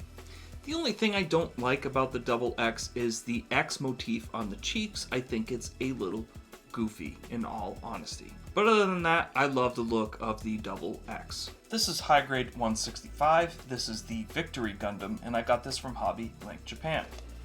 The original Victory Gundam is very, very small. So if you set up your display shelf in chronological order from series of beginning of UC to the end of UC, it's really funny to see this stood up next to the Penelope and the G Gundam that we got from Hathaway Splash, as this is probably half the size of the G Gundam. I do really enjoy the look of the original Victory Gundam. It has some decent use throughout the show. It's even used all the way to the bitter end. I do like the V2 a little bit better, but this original design isn't bad at all. I give the Victory a lot of credit for expanding on the split-up gimmick that we saw earlier with the Bawu and with the original Mobile Suit Gundam in 1979 with the core block system. It's a small, agile mobile suit that has a ton of utility throughout the whole series of Mobile Suit Victory Gundam.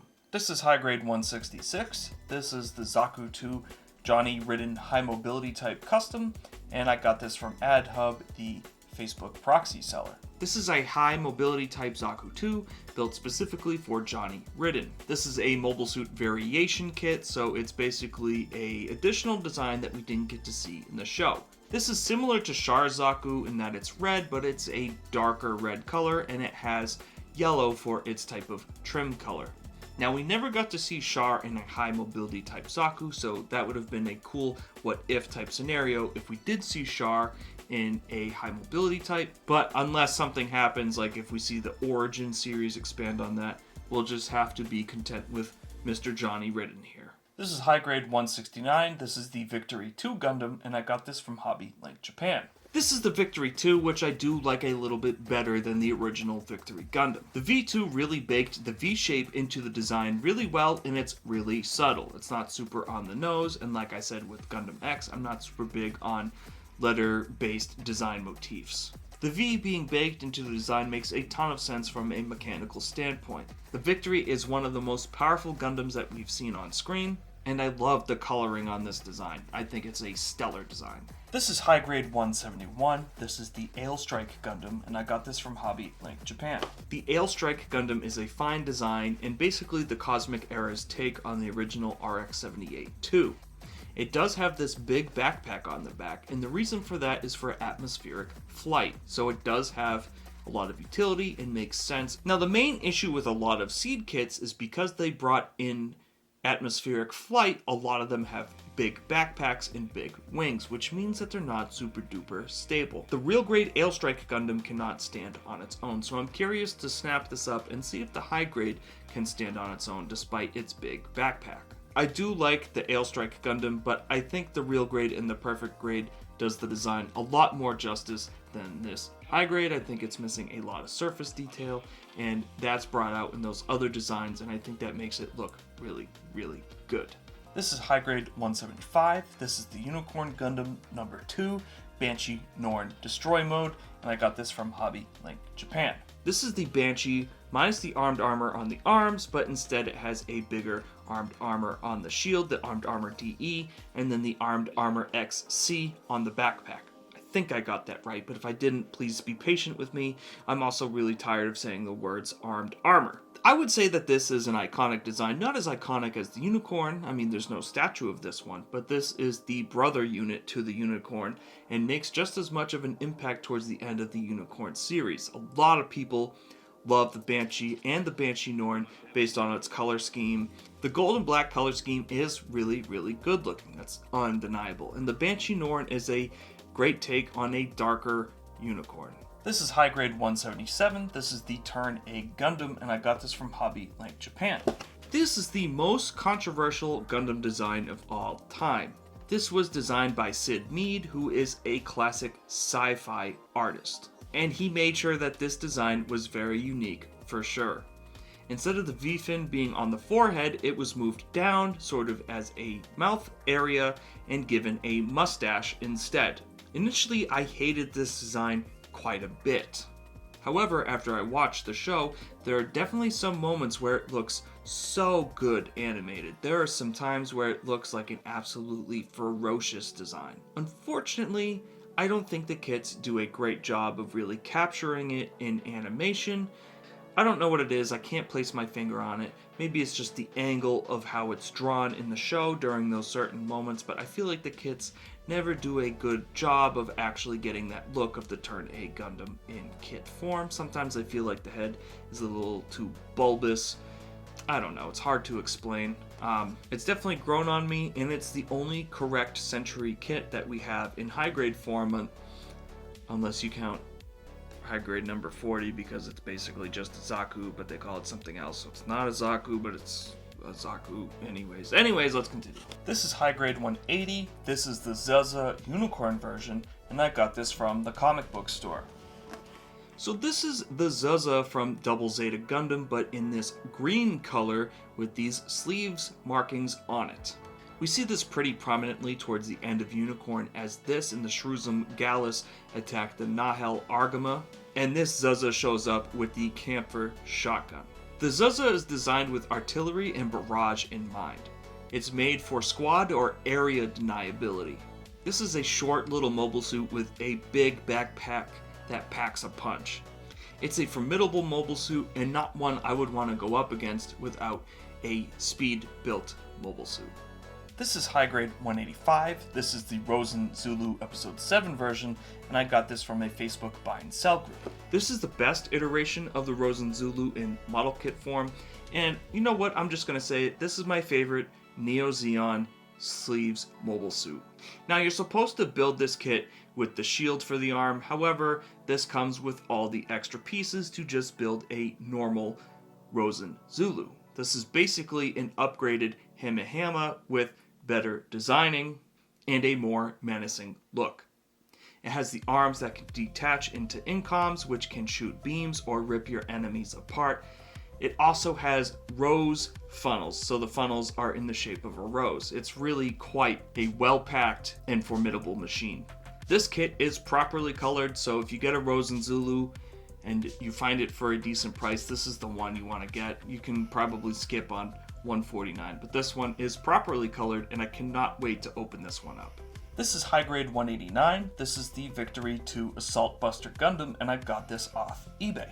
This is basically a full armor variant of the Victory 2 This has a ton of extra ordnance and weapons to take out the Zanskar Empire and their super weapon, the Angel Halo. Even with all these armaments, Uso still has a hard time taking out the enemy because they are very formidable and very well stacked. The V2 Assault Buster Gundam is actually one of my favorite full armor Gundams. We see that with the full armor Unicorn, the full armor Double Zeta, the full armor Mark II, but this is way up there in that list for me. It's got great offensive and great defensive capabilities. And design-wise, I really do appreciate its asymmetrical look. It really just looks like an absolute powerhouse of a machine. Here we have High Grade 190. This is the Gun Cannon Revive, and I got this from Hobby Link Japan. The classic long-range artillery-built mobile suit from the original series Mobile Suit Gundam finally makes its debut in a Revive form. For context, this was the first high-grade Universal Century kit that we got way back in the day. This is HGUC 001 and also HGUC 190. So this has been updated for better surface detail, better color separation, and better articulation. The gun cannon is a classic design, part of the original Gundam team. How could you not love the gun cannon? It's my favorite iteration of the gun cannon design. This is High Grade 191. This is the RX-78-2 Gundam Revive version, and I got this from Hobby Lobby from my mom for Christmas. Fitting for us to get the Gundam Revive right after the gun cannon Revive. The Gundam is a classic and iconic design. It is a cultural staple over in Japan. And to be honest, this is one of my all-time favorite Gundam designs. It's so simplistic, so bulky, and just looks like a realistic type of mech. I admire and adore its simplicity. This kit isn't bad and is a good representation of an anime-accurate RX-78. High Grade 192 is the Freedom Gundam, and I got this from Hobby Link Japan. This is one of my more hot takes, I suppose, but I don't really like the Freedom Gundam design. I do like the design until it opens its wings, and then I think it's a little over the top. I definitely prefer the look of the Strike Freedom to the Freedom Gundam. I do like how it has weapons everywhere, but I just can't get over how ridiculous the wings are on this. I do like the actual main body of the mobile suit design. I do love the design of the head, and I like the color scheme quite a bit. I just think the wings push it a little bit into that over-the-top type of area, because there's not a lot of utility behind them beyond the two cannons in the top. The Master Grade does look really, really good. The Master Grade 2.0 looks fantastic in this design, and unfortunately, High Grades aren't able to pull off the same type of proportions and surface detail as Master Grades, so I think this is going to be a little lackluster of an interpretation of the Freedom design. My favorite 1/144 scale Freedom design is the Real Grade Gundam China Project version that we got last year or so. This is High Grade 193. This is the Gundam Mark II AUG version, Revive version, and I got this from Hobby Link Japan. It took us a while, but we finally got it. We finally got the Gundam Mark II AUG version by itself, without some type of G-Defensor or flying armor. This is a classic design that lasts pretty long in the Universal Century timeline. The Mark II is a great mobile suit and has a lot of agency throughout the franchise. If you were to ask me what colors I prefer the Mark II in, I might have a hard time saying so. So I'm gonna go ahead and take a wildcard answer and say the Amuro colors, which is a Mark II painted in the RX-78-2 colors. I know there's been a few iterations of that. I even think there's a Real Grade release of that, but I would have to double check it. Either way, I think that's the best that the Mark II looks, although most of the time I lean towards the AUG with the white and the black color scheme. This is High Grade 194. This is the Gundam Mark II Titans version, Revive edition, and I got this from Hobby Link Japan. This is the Titans version of the Mark II, so this is an actual Revive because we got this as an early High Grade. I don't remember the actual number, but we did get the Titans version by itself. So this Revive version has better articulation, surface detail, and color separation, same as all the other Revives. This is a fan favorite. It even has a perfect grade release. People love the Mark II, especially in these Titans colors. Titan colors are just chef's kiss. This is High Grade 195. This is the Cubile Revive, and I got this from a Discord private sale. So we're back again with Haman Khan's really royal looking design of the Cubile. This time it has better joints, better articulation, and better detail all around. I know there's a lot more detail on the wings of this one, and the box is quite a bit thicker, so there's a lot more parts in this than the original Cubile release. So it'll be interesting to snap this up and put it side by side with the old Cubile and see how they stack up to one another. This is High Grade 196. This is the Goof Revive, and I got this from Hobby Link Japan. This is the classic Goof design, but like all the other Revives, with better joints, articulation, and surface detail. I love the Goof design, so it's nice to see this in its updated Revive version. I'm happy they didn't forget about this one. High Grade 197. This is the Gian Revive, and I got this from Hobby Link Japan. Unfortunately, they remembered about the Gian, and with the Gian, I'm not a fan. This is not my favorite design at all. Although I can appreciate its uniqueness, I do tend to dislike a lot of designs that have this more pinhead looking design. This is a dueling focused mobile suit, so I get its design function as well. However, by the time this shows up in Mobile Suit Gundam, Amuro has already bested so many better opponents than the Gian. It's just not a very threatening mobile suit. I suppose it's fitting for the mobile suit to have the same similarity with its pilot that it's a flamboyant disappointment, but that doesn't mean that I have to like it just because it's designed with its pilot in mind. High Grade 198, this is the Force Impulse Gundam, and I got this from Hobby Link Japan. The Impulse Gundam in general is one of my absolute favorite Cosmic Era Seed designs. I find the kit to be tasteful with its design and not over-designed like a lot of other Seed designs. The design carries the same gimmick as the Victory Gundam, where it can split up between its leg, its torso, and its chest. This also harkens back to the original Mobile Suit Gundam. However, Shin uses this to the greatest effect out of any series, as he's able to best an ace pilot with a much more powered mobile suit with the Force Impulse Gundam, which is quite underpowered by comparison. The Impulse Gundam is an absolute force to be reckoned with. See what I did there? High Grade 201, this is the Strike Freedom Gundam, and I got this from Hobby Link Japan. Here is a Freedom Gundam in name, but much more upgraded. The shoulders look a lot better proportion-wise, they're more angular, and that looks better to me. The wings here have some actual utility, as that's where the Dragoons rest on the mobile suit. The Dragoons expand the offensive power of this mobile suit quite a bit. It also has a massive cannon in its abdomen area. This is such a powerful mobile suit and such an improvement over the original Freedom design. I know a lot of people don't like the Strike Freedom when compared to the Freedom, but I'm the opposite. I think the Strike Freedom is the better Freedom design.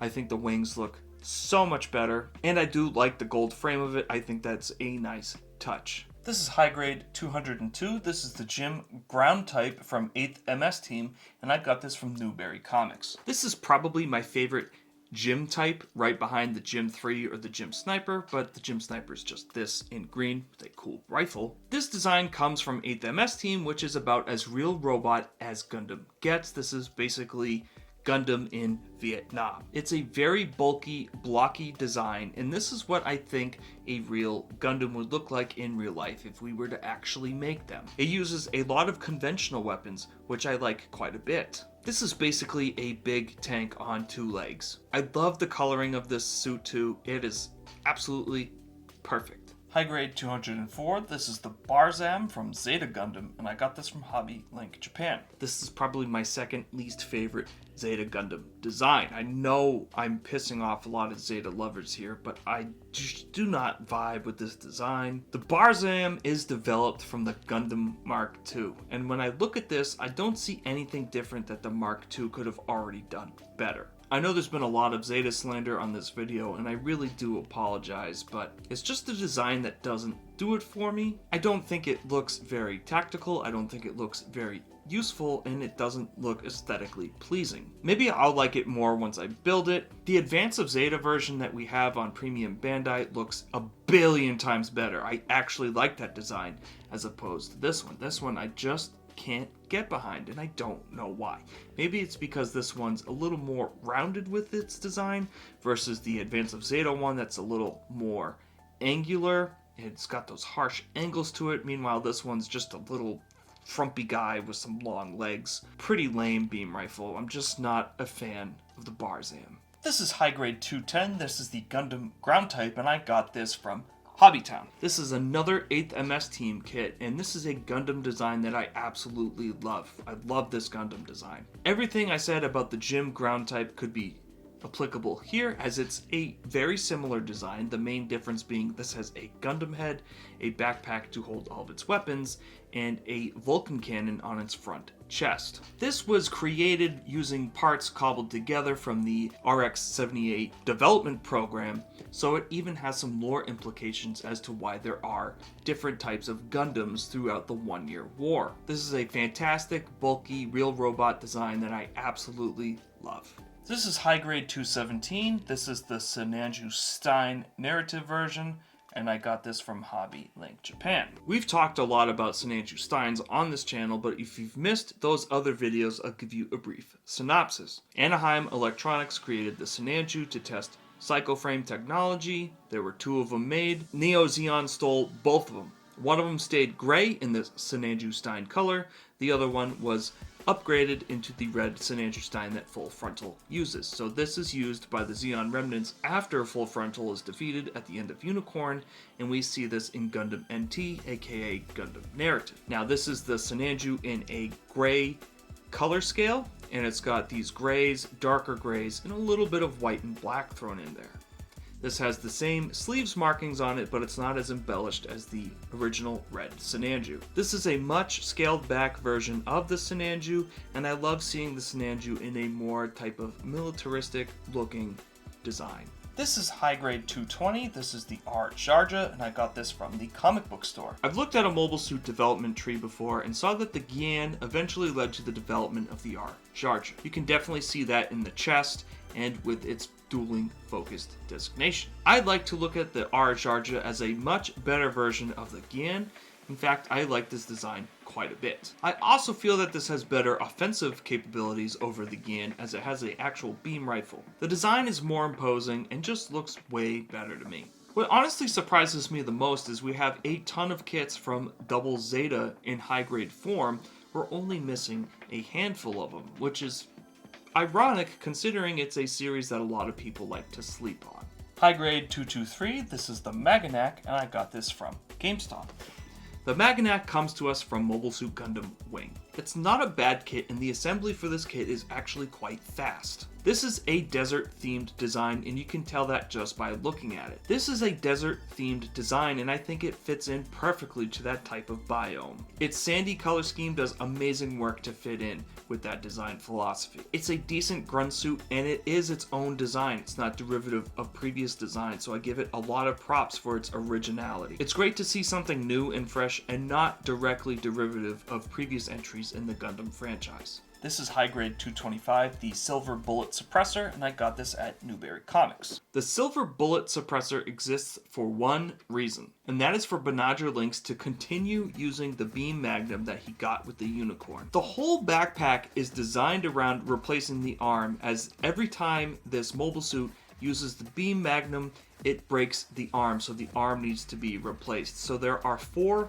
spare arms in the back of the backpack that can come down and reload the broken arm, so then Banadra can use the whole magazine of the beam magnum. No matter what, Banadra simply won't let go of the beam magnum. It's a very powerful weapon, but he has a tendency to mess with it a lot, so I don't really understand what his attachment to it is. But with the Unicorn sealed, this would really be his only way to continue using it. The Silver Bullet Suppressor is based off the Silver Bullet, which is based off the Dovin Wolf, which is based off the Mark V Gundam. This is a very long lineage of design. It's an alright design with a big gimmick and some dark, cool colors. The purple on this really pops, and that looks great. This is High Grade 228, Gundam Sandrock, and I got this from Hobby Lobby. Gundam Sandrock was one of my favorites from Gundam Wing as a kid, and I still do very much appreciate its design. You can see where some of the design cues are shared between this and the Maganak, and I love its big mohawk. The Sandrock is a fantastic design based around melee combat, one of my favorite designs from Gundam Wing. This is High Grade 231. This is the Infinite Justice Gundam, and I got this from Hobby Link Japan. Infinite Justice Gundam is my favorite Athrin Zala mobile suit. I think this outshines the 2 new Justice designs that we got in Seed Freedom.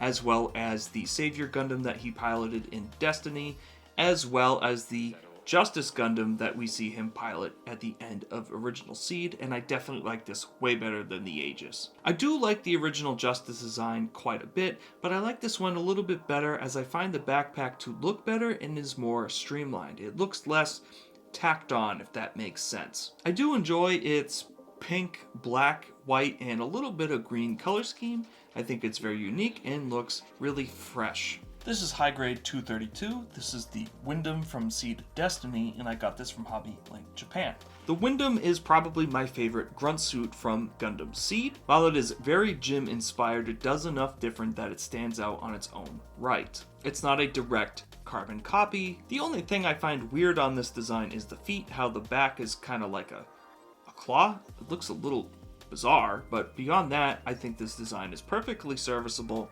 I like its atmospheric backpack. I love its blue coloring. I just think it's a really cool grunt suit design. This is High Grade 234. This is Char's Zaku 2 Revive version, and I got this from Hobby Link Japan. This is another Zaku 2. I feel like we've talked about a million Zaku 2s in this video. This is the Revive version, so it has better joints, better articulation, surface detail.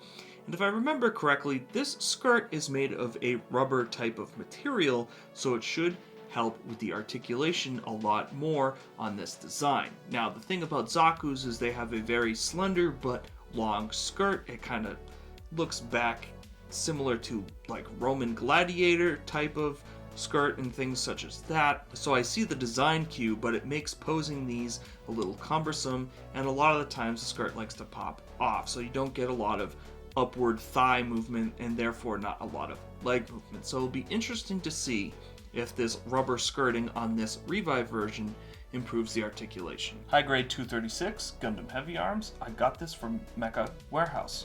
This is one of the first Gundams I ever fell in love with. It's probably the first one I even saw animated. However, it's also one of the first Gundams I fell out of love with. That's mostly because the Endless Waltz version I find is in a much better color palette. Remember, I'm not a big fan of orange, and this guy kind of looks like a big fire truck to me, so I don't particularly like the color scheme on the original Heavy Arms. As time goes on, I kind of like it a little less, and I'm not really sure why. It used to be my favorite, but it just looks like a fire truck. It's a big fire truck man to me now at this point. I also think for the head design, greenish blue type coloring on the Endless Waltz version looks a lot better. I look at this and I can't not see that Paw Patrol Dalmatian, and I don't know why that's what my brain immediately goes to. I think it's just because the red cap is right here.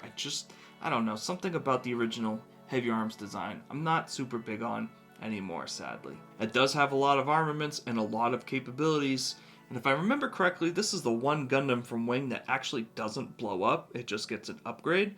So really, Trowa is the best pilot of the Wing boys, and Heavy Arms is technically the best Gundam because it never blew up, but it's just not my favorite. This is High Grade 237. This is the Dagger L, and I got this from Hobby Link Japan. So juxtaposed to my take on the Windom, where I said that was my favorite Seed grunt design, this is my least favorite Seed grunt design. It's a mass-produced strike, and you can definitely tell that by looking at it, but it just looks off to me. It has the same design cues and design styling as the Jim does to the original Gundam that this does to the Strike, and I can't really put my finger on it, but I just don't like it. I just feel like the original Jim pulled off the design of a mass-produced version better than this one did. I'm just not a big fan of the Dagger.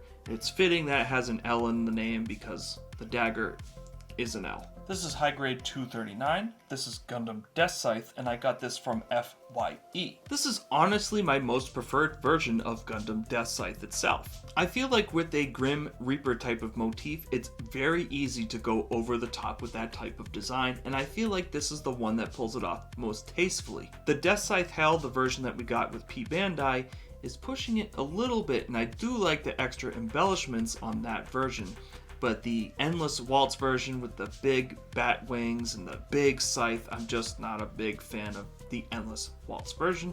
I know that's a fan favorite, but I think this did such a good job with the design that it really didn't need to be touched a whole lot. I feel like this design here does a perfect job of balancing a giant mech made for battle with the Grim Reaper motif without going too far with it. But something about this classic design just keeps bringing me back. This is High Grade 241. This is the Zaku 2 Revive version, and I got this from Mecha Warehouse. This is the exact same mold as the Shars Revive, but this is in the original green colors for the mass production version. I'm not going to talk about another Zaku kit. I have a lot of Zaku kits in my backlog. I need to build more Zakus. I understand. Let's move on. This is High Grade 242. This is the Shenlong Gundam, and I got this from Mecha Warehouse. The last of the Wing Boys to be released, as well as the only HGUC kit to be released in 2022, thanks to Witch from Mercury. It took us a long time, but we finally got the boys back together in 1/144 scale, the series that started it all for many of us Western fans. This is a powerful looking design, and it's able to pull off a lot of offensive capabilities. It has the beam trident as well as the dragon arm, which can spit fire. It's an absolute powerhouse of destruction. The Shenlong Gundam is certainly a Gundam that I wouldn't want to mess with. This is High Grade 243, the Rising Freedom Gundam, and I got this from Mecha Warehouse. This is a design that I was very lukewarm on when it first came out, but I've since warmed up to it. This is another iteration of the Freedom, and it has wings that kind of split the difference between the Freedom and the Strike Freedom. It's kind of a good mix of both. However, the wings here still don't have a ton of utility like the original Freedom wings do, so I still like the Strike Freedom a lot better. This design is very derivative of the original Freedom, as it has the railguns on the skirt as well as the railguns in the wings, but it's quite less powerful than the Strike Freedom Gundam. This kit is also a sticker hell, as all the white on the wings are stickers, so this is a kit that I'm gonna want to have to paint. The lack of a face vent seemed a little weird to me, as most of Kira's suits always had a face vent, so seeing that omitted looks a little weird, and I've seen this design with the face vent and I think it looks a little better. I do like the blue and white color scheme, and I do like the main body of the mobile suit. I think it does look pretty good. The thing that drags us down the most is the transformation. The transformation for both this and the Immortal Justice look absolutely god awful. It's only for one scene in the movie where they need to enter atmosphere, and that is it. I'd rather them just pull out a rubber protective shield like the original Gundam did in Mobile Suit Gundam and call it a day, because this transformation is absolutely abysmal. It looks terrible. I cannot get over how bad the transformation is on this, and this is a reason why I don't like Gundams that transform, because most of them don't really pull it off all too well. This just looks like a Gundam laying down who put his head in his shield and started to cry. I don't like this transformation whatsoever. I don't think anyone does, actually. I don't know anybody that likes the transformation on this or the Immortal Justice. This is High Grade 244, the Immortal Justice Gundam, and I got this from Mecha Warehouse. I do like this design much better than the Rising Freedom Gundam. I think this does a better job of incorporating previous designs of the Justice Gundam and keeping it tasteful. I think its wings look a lot better and not as over the top as the Rising Freedom, which makes me like it a little better, and I do like its color scheme quite a bit.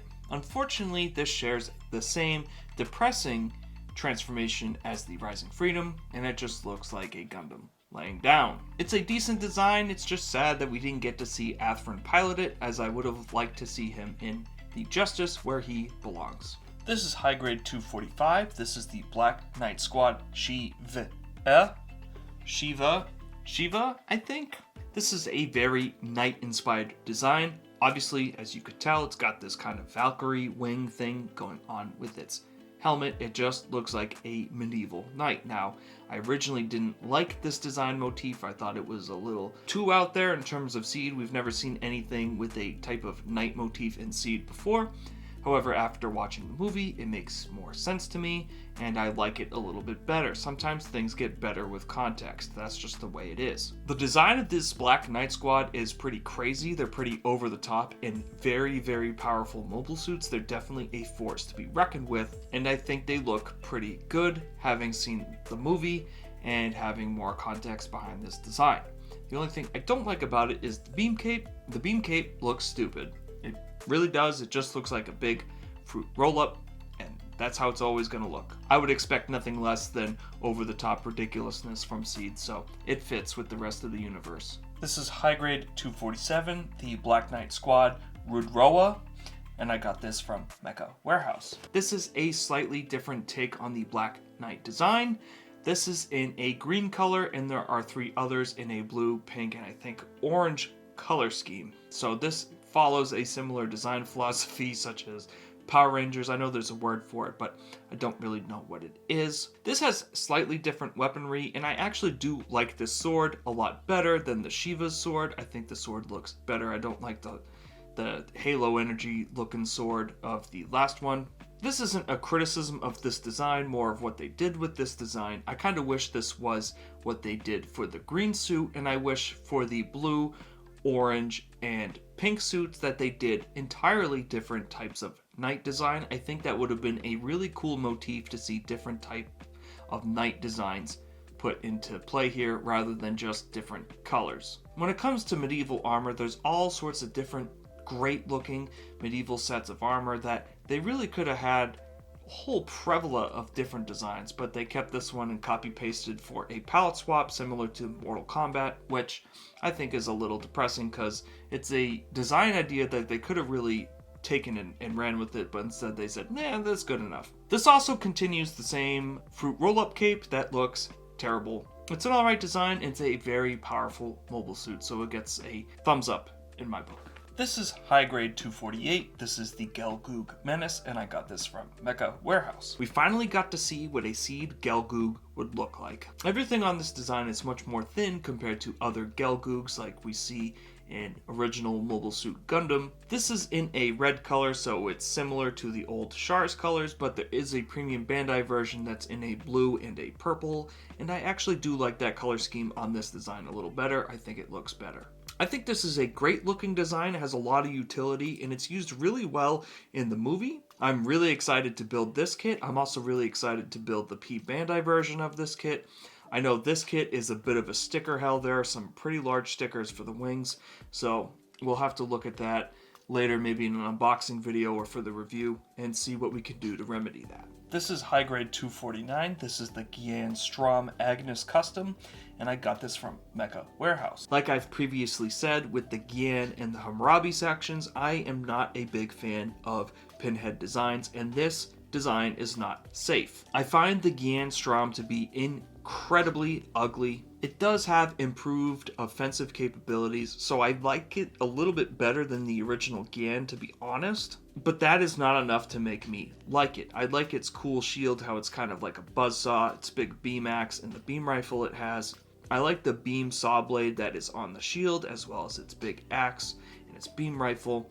But it's just not a design I particularly enjoy. It's just a little too goofy and stupid looking for me to really like it. Unfortunately, I just don't think I'll ever be a fan of the Gian or any variation thereof. This is not a numbered set, but this is still part of the HGUC line. This is Gundam G3 versus Char's Rekdom, and I got this on a Discord auction. If I recall, this kit is based off the novelization of Mobile Suit Gundam, where towards the end of the book, Amuro gets Gundam Unit 3, Char gets a upgraded Rekdom, and they duke it out, and Amuro actually ends up dying in the novelization. This is a cool set of kits based on a what-if type of scenario. I do like Gundam Unit 3. I like Kotoki's take on Gundam Unit 3 a ton. I do like that dark gray color, and it's cool to see a Dom in Char's colors because we never saw that before. Getting a kit with lesser known designs with some deep lore behind it is a big win for me. You know I love different colorations for Ace mobile suits, and this is basically the best of both worlds. Again, not numbered, but still kind of considered HGUC, if you will. This is Gundam Beyond Global, and I got this from Hobby Link Japan. Here we have a Gundam on a weight loss program. This is the Gundam Beyond Global, which was released to commemorate 40 years of Gunpla history. It's a little off-putting in its design, but it's designed that way to show off as much articulation and model technology that Bandai has. As such, everything is color separated and there are insane amounts of articulation on this original Gundam design. This is supposed to show the great strides in Gunpla technology that Bandai has made, and this really does a great job of showing it. Not HGUC, but Gundam EX model. This is EX model number 9, and this is the Gunperry. I got this from Hobbytown. This is a 1/144 scale Gunperry, which we see a lot in the original Mobile Suit Gundam. I love support type vehicles, and there are some of those available in the EX line. Unfortunately, the EX line isn't printed a heck of a lot, and when they do, they're quite expensive. There's not a ton of plastic in here, and this was still pretty expensive, $70 US price. That's just what the retail price is for this in the United States. But we see the Gunperry quite a lot in Kukuru's Doan's Island, and like I said, in the original series, so it was a no-brainer for me to get because I would love to put this on my original Mobile Suit Gundam shelf and give context for the size of these things and how they would even move them around. This is a really cool vehicle, and I'm happy that this exists in 1/144 scale. This is High Grade The Origin number 24. This is Char's Zaku 2, and this is from GameStop. So here we have another Zaku, another Char Zaku, but this is with the Origin detailing. So there is a ton of surface detailing on this line. This is basically a realistic version of what a Zaku would look like. So this is basically a real grade Zaku baked into a high grade. So if you were looking for something with the real grade stylings, but in high grade form, the Origin line is exactly where you'd want to look. There's way more panel lines on this. There's way more details on this. It really is a great looking design. In my opinion, it's a more modernized take on what a Zaku design would look like. This is High Grade The Origin number 25. This is the Zaku 2 C6/R6, and I got this at GameStop. This is the same kit as the last kit that we just looked at, although it has a different rifle that's kind of chain linked, if that makes sense. It's just a green colored Zaku 2 from the Origin series, so it has all those extra panel lines, those real grade type panel lines on it. There is no number attached to this, but I'm considering it part of High Grade The Origin line. This is the gun cannon from Kukuru's Doan's Island, and I got this from Mecha Warehouse. So the stylings of Kukuru's Doan's Island are in the ways of the Origin, which is why I've roped this into it. We've had gun cannons from the Origin line before, but none based off the original gun cannon design that we saw in Mobile Suit Gundam. So here it finally is. This is probably the closest that we'll ever get to a real grade gun cannon, and real grades are my favorite grade, and I do love that added surface detail, so this is probably the best I'll ever get and the closest I'll ever get for that. I'm very excited to crack this open and take a look at this gun cannon and probably even compare it to the Revive version and see how different it actually is. I almost wonder if there's even a little bit different articulation to this one and whatnot. This is High Grade The Origin Mobile Suit Discovery. This is the Jim shoulder cannon type, and I got this from Mecha Warehouse. So this doesn't say it's from Kukuru's Doan's Island, but we do see Jims that look like this in Kukuru's Doan's Island. MSD means Mobile Suit Discovery, which is basically the Origins version of Mobile Suit Variation, where they're leftover designs or what-if designs that are then released separately as different kits or different iterations, different ideas. So this is a Jim design, but with shoulder cannons. Now, I don't particularly like the shoulder cannons. I do like that we have an updated Jim mold, finally, of the original Jim, and it's got this added surface detailing that the Origin is known for. So this Jim looks really good to me, and it's a great take on the classic Jim design. From High Grade Gundam Thunderbolt, this is the Zaku 1, and I got this at the comic book store. The Zaku 1 from Thunderbolt is interesting, as it's in this yellow color, and I do really enjoy this yellow color, but it also has these hash marks on the design, so it kind of looks like a construction mobile suit, if that makes sense. The cat yellow looks phenomenal on the Zaku 1 design, and I love seeing mobile suits in colors we're not used to seeing them in. I do like the thruster and subarm on the back. It really fits in with the rest of the Thunderbolt design philosophy. I think this is a phenomenal looking Zaku one. From High Grade Gundam Thunderbolt, this is the Atlas Gundam, and I got this from a Facebook buy and sell group. The Atlas Gundam design is usually something that I would consider over the top. However, everything attached to this mobile suit has multiple points of utility. The thrusters are able to attach to the feet, they're able to attach to the shield as a sort of sled, and they're able to use free floating as thrusters. It really is a decent, well thought out design that has a lot of purpose and utility. It's weird thinking of Thunderbolt as 0079 as the technology is really advanced, but you have to remember that this is sort of a side universe in a different Universal Century type of timeline where technology has advanced quite a bit. But that's a separate topic for a different video. The Atlas Gundam looks very cool. Sadly, this kit is a bit of a sticker hell, so it needs a lot of yellow paint. This is High Grade Seed Remaster number 2. This is the Dual Gundam Assault Shroud, and I got this from Hobby Link Japan. We have finally broken out of Universal Century kits, other than the big ones, and we'll get to those in a little bit. But here's the start of our Expanded Universe kits. I've always enjoyed the look of the Dual Gundam, and I like how it has this kind of heavily armored version with the Assault Shroud. I do like the pilot of the Dual quite a bit too. I think he's really cool, and he has this big revenge plot going on. I also enjoy the color scheme and the blue coloring on the Dual. This is one of my favorite GAT-X mobile suit designs. High Grade Seed Remaster number 3. This is the Buster Gundam, and I got this from Hobby Link Japan. The Buster Gundam is more or less the heavy arms of the Cosmic Era. I like the Buster Gundam, but not as much as the Strike or even the Dual. It's a decent design, and I love the tan and the green colorway on this. It looks like a good military machine. But of all the GAT-X machines, I'd probably put this smack dab in the middle.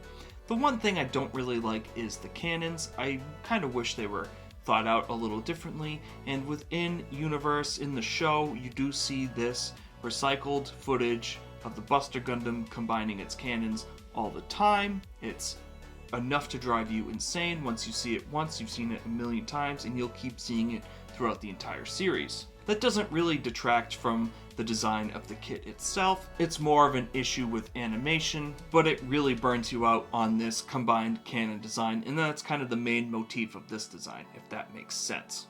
I like the Lightning Buster from the new Seed Freedom movie quite a bit more. I think that's the perfected version of the Buster. But this design isn't bad either, it's just easily able to be outdone. This is Gundam Seed Remaster number 5. This is the Aegis Gundam, and I got this from Hobby Link Japan. The Aegis is the first mobile suit that we see Athrun pilot, but this is probably also my least favorite of the GAT-X designs. The design really is fine, it's just not my favorite of all 5. What really brings this design down for me is the transformation gimmick. All the GAT-X mobile suits have a type of gimmick, and this gimmick is a transformation, but the transformation is really, really bad. It turns into this type of claw, it wraps around your enemy, and it has a beam cannon at the bottom of the claw. So here's what you can do. You can use the beam to hit the reactor of the Gundam you just latched onto and blow both of yourselves up, or you can latch onto your opponent and self-destruct and blow both of yourselves up. It's a very flawed transformation. It's just not very good in my opinion. I don't really like it. It's at least different from all other Gundam transformations where it's not just a Gundam lying down, but again, Gundams really aren't made for transformations, and I think this is a key point to it. I kind of wish the Aegis had a different type of gimmick rather than a transformation that just isn't great. This is High Grade Gundam Seed Remastered number 8. This is the Calamity Gundam, and I got this from Hobby Link Japan. The Calamity Gundam is one of 3 experimental Gundams used by the Federation with experimental pilots. These pilots are filled with drugs, which helps make them a competitive force against coordinators. If you don't know, coordinators in the Gundam universe is the main character, Kira Yamato, and his friend Athrun Zala, and a few others. Coordinators are genetically altered at birth to have superhuman-like reflexes and smarts, abilities, things such as that. Not superpowers, just really smart and somewhat able to see some form of clairvoyance. The drugs is supposed to elevate the combat prowess of these pilots, but all it really does is make them a little crazy and a little cringe. The Calamity is a fine design. I really enjoy the coloring on it a lot. I like that greenish teal and the yellow. I think that's a good blend. And it's nice to see a different type of heavily armored Gundam that's different from the Buster Gundam. This has 2 giant cannons on the back and a big bazooka that it carries, as well as 2 cannons on the shield. It's heavily armed. All around a nice looking design, but a little wasted given to a crappy pilot. This is Gundam Seed Remaster number 9. This is the Forbidden Gundam, and I got this from Mecha Warehouse. This is my favorite of the junky mobile suits. This big goofy saucer on the back does have a lot of utility despite looking absolutely ridiculous. If you want a good iteration of this kit, look no further than the full Mechanics 1100 version. I think that really brings the proportions and surface detail of this design in and makes it look absolutely phenomenal. That will make you fall in love with this design, even if you're not really stellar on it when you first look at it. It sort of has this Grim Reaper effect going on, and that's with the physical scythe that it carries. And that is something I would consider a low point in the design for me. I'm not big on scythes as a weapon, so I think this would look a lot better with like a beam rifle or something such as that. The Forbidden is probably the most capable of the 3 junky designs, and I think it looks the best. I also appreciate its mint colors and its dark OD green. The mobile suit itself is absolutely fire. I love it a lot. This is Seed Remaster number 10. This is the Raider Gundam, and I got this from Hobby Link Japan. The Raider Gundam is my least favorite of the 3 junky designs. It can transform into this big, ugly bird mode. And it has to do that so the Calamity Gundam can ride on its back and fly in atmosphere. The Forbidden Gundam is able to fly in atmosphere by itself. This one needs to transform to help his buddy out. This makes me dislike the Raider a lot, as its primary use is just to become a flight module for the Calamity Gundam.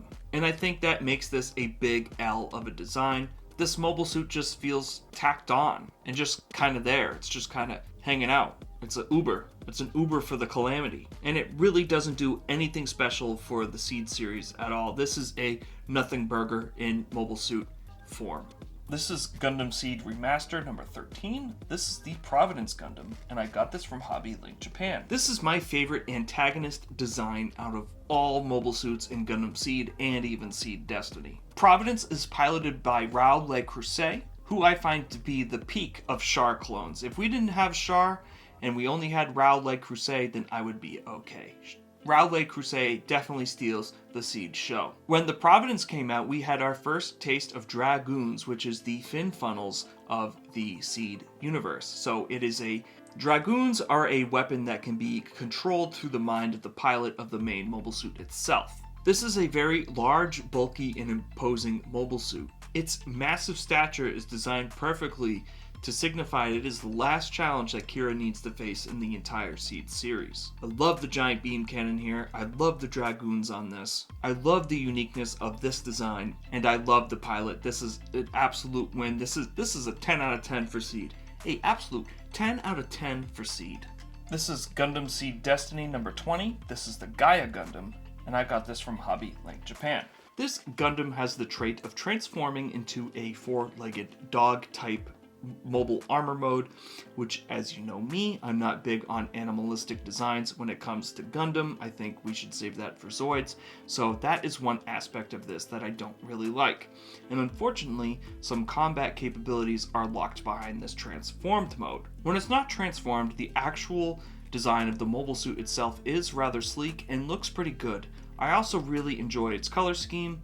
I kind of wish this was just a regular mobile suit and they kind of retooled the backpack to fit it more aesthetically without the transformation. This is a very middle of the road design for me. While I do hate its mobile armor mode, I think its mobile suit mode looks pretty good. So if you got something that's really good and something that's really bad, you meet in the middle, you have mid. This is High Grade Seed Destiny number 24. This is the Savior Gundam, and I got this from Hobby Link Japan. This is my absolute least favorite Athrin Zala piloted mobile suit, and it's named Savior Gundam, which is ironic because it doesn't really save anything. This is another nothing burger design. It's only piloted for like the first quarter of the show. It gets absolutely obliterated by Kira, and then he has to move on to something else. The only thing that's good about this design is that its transformation is somewhat good. It's weird because the chest of this design is super duper blocky and everything else is kind of rounded. It doesn't really make a whole lot of sense. It's a very inconsistent design, and that's really why I don't like it. It's just kind of all over the place. I also don't like how it has a face vent. Usually Atherin suits don't have face vents, so for this to have a face vent seems a little weird to me. This is also very derivative of the F91, and those two cannons is probably the only thing that actually saves the transformation on this. This design is just a whole lot of nothing. This is High Grade C Destiny number 26, the Abyss Gundam. I got this from Hobby Link Japan. The Abyss Gundam is very focused on underwater combat, as evident by the name. We don't see a lot of water-based Gundams in general, let alone even in the Cosmic era, so that is some great stuff here. It can transform into a water donut, which is reminiscent of the Ashimar transformation, which looks okay. It has a lot of weapons and it's decently capable. I also quite enjoy its blue coloring. My one gripe with this machine is it has an incredibly ugly head, that face vent with the big goofy frown. It just looks like the saddest Gundam of all time. He looks like he just spilled his ice cream cone on the ground and he's really upset about it. The face vent is just deplorable. Any other head would have improved this thing other than a pinhead. I still like this design quite a bit despite its ugly head, but it will need quite a bit of TLC as this kit has a lot of issues. It's really old, there's a lot of hollow parts, it definitely needs a lot of work to look good. This is Gundam Seed Destiny number 35. This is the Legend Gundam, and I got this from Hobby Link Japan. This is the less cool but still cool Providence Gundam. This is a slight upgrade and variation of the Providence Gundam. It has a few more Dragoons, as well as some articulation on the actual backpack itself. I think this is a very fine and serviceable looking Gundam. I do like its gray and blue color scheme quite a lot. It looks fantastic in those colors, and I think it's a great predecessor to the Providence Gundam. Does it beat the Providence Gundam? No. Does it come close? Absolutely. I'm glad to see that this type of design philosophy remained in Seed and was even carried into Seed Destiny. This is High Grade Seed Destiny number 38. This is the Akatsuki Shiranui Gundam, and I got this from Hobby Link Japan. This is obviously very Hyakushiki inspired, however, unlike the Hyakushiki, this has a ton more armaments. Rather than just the beam rifle, this has a Dragoon system.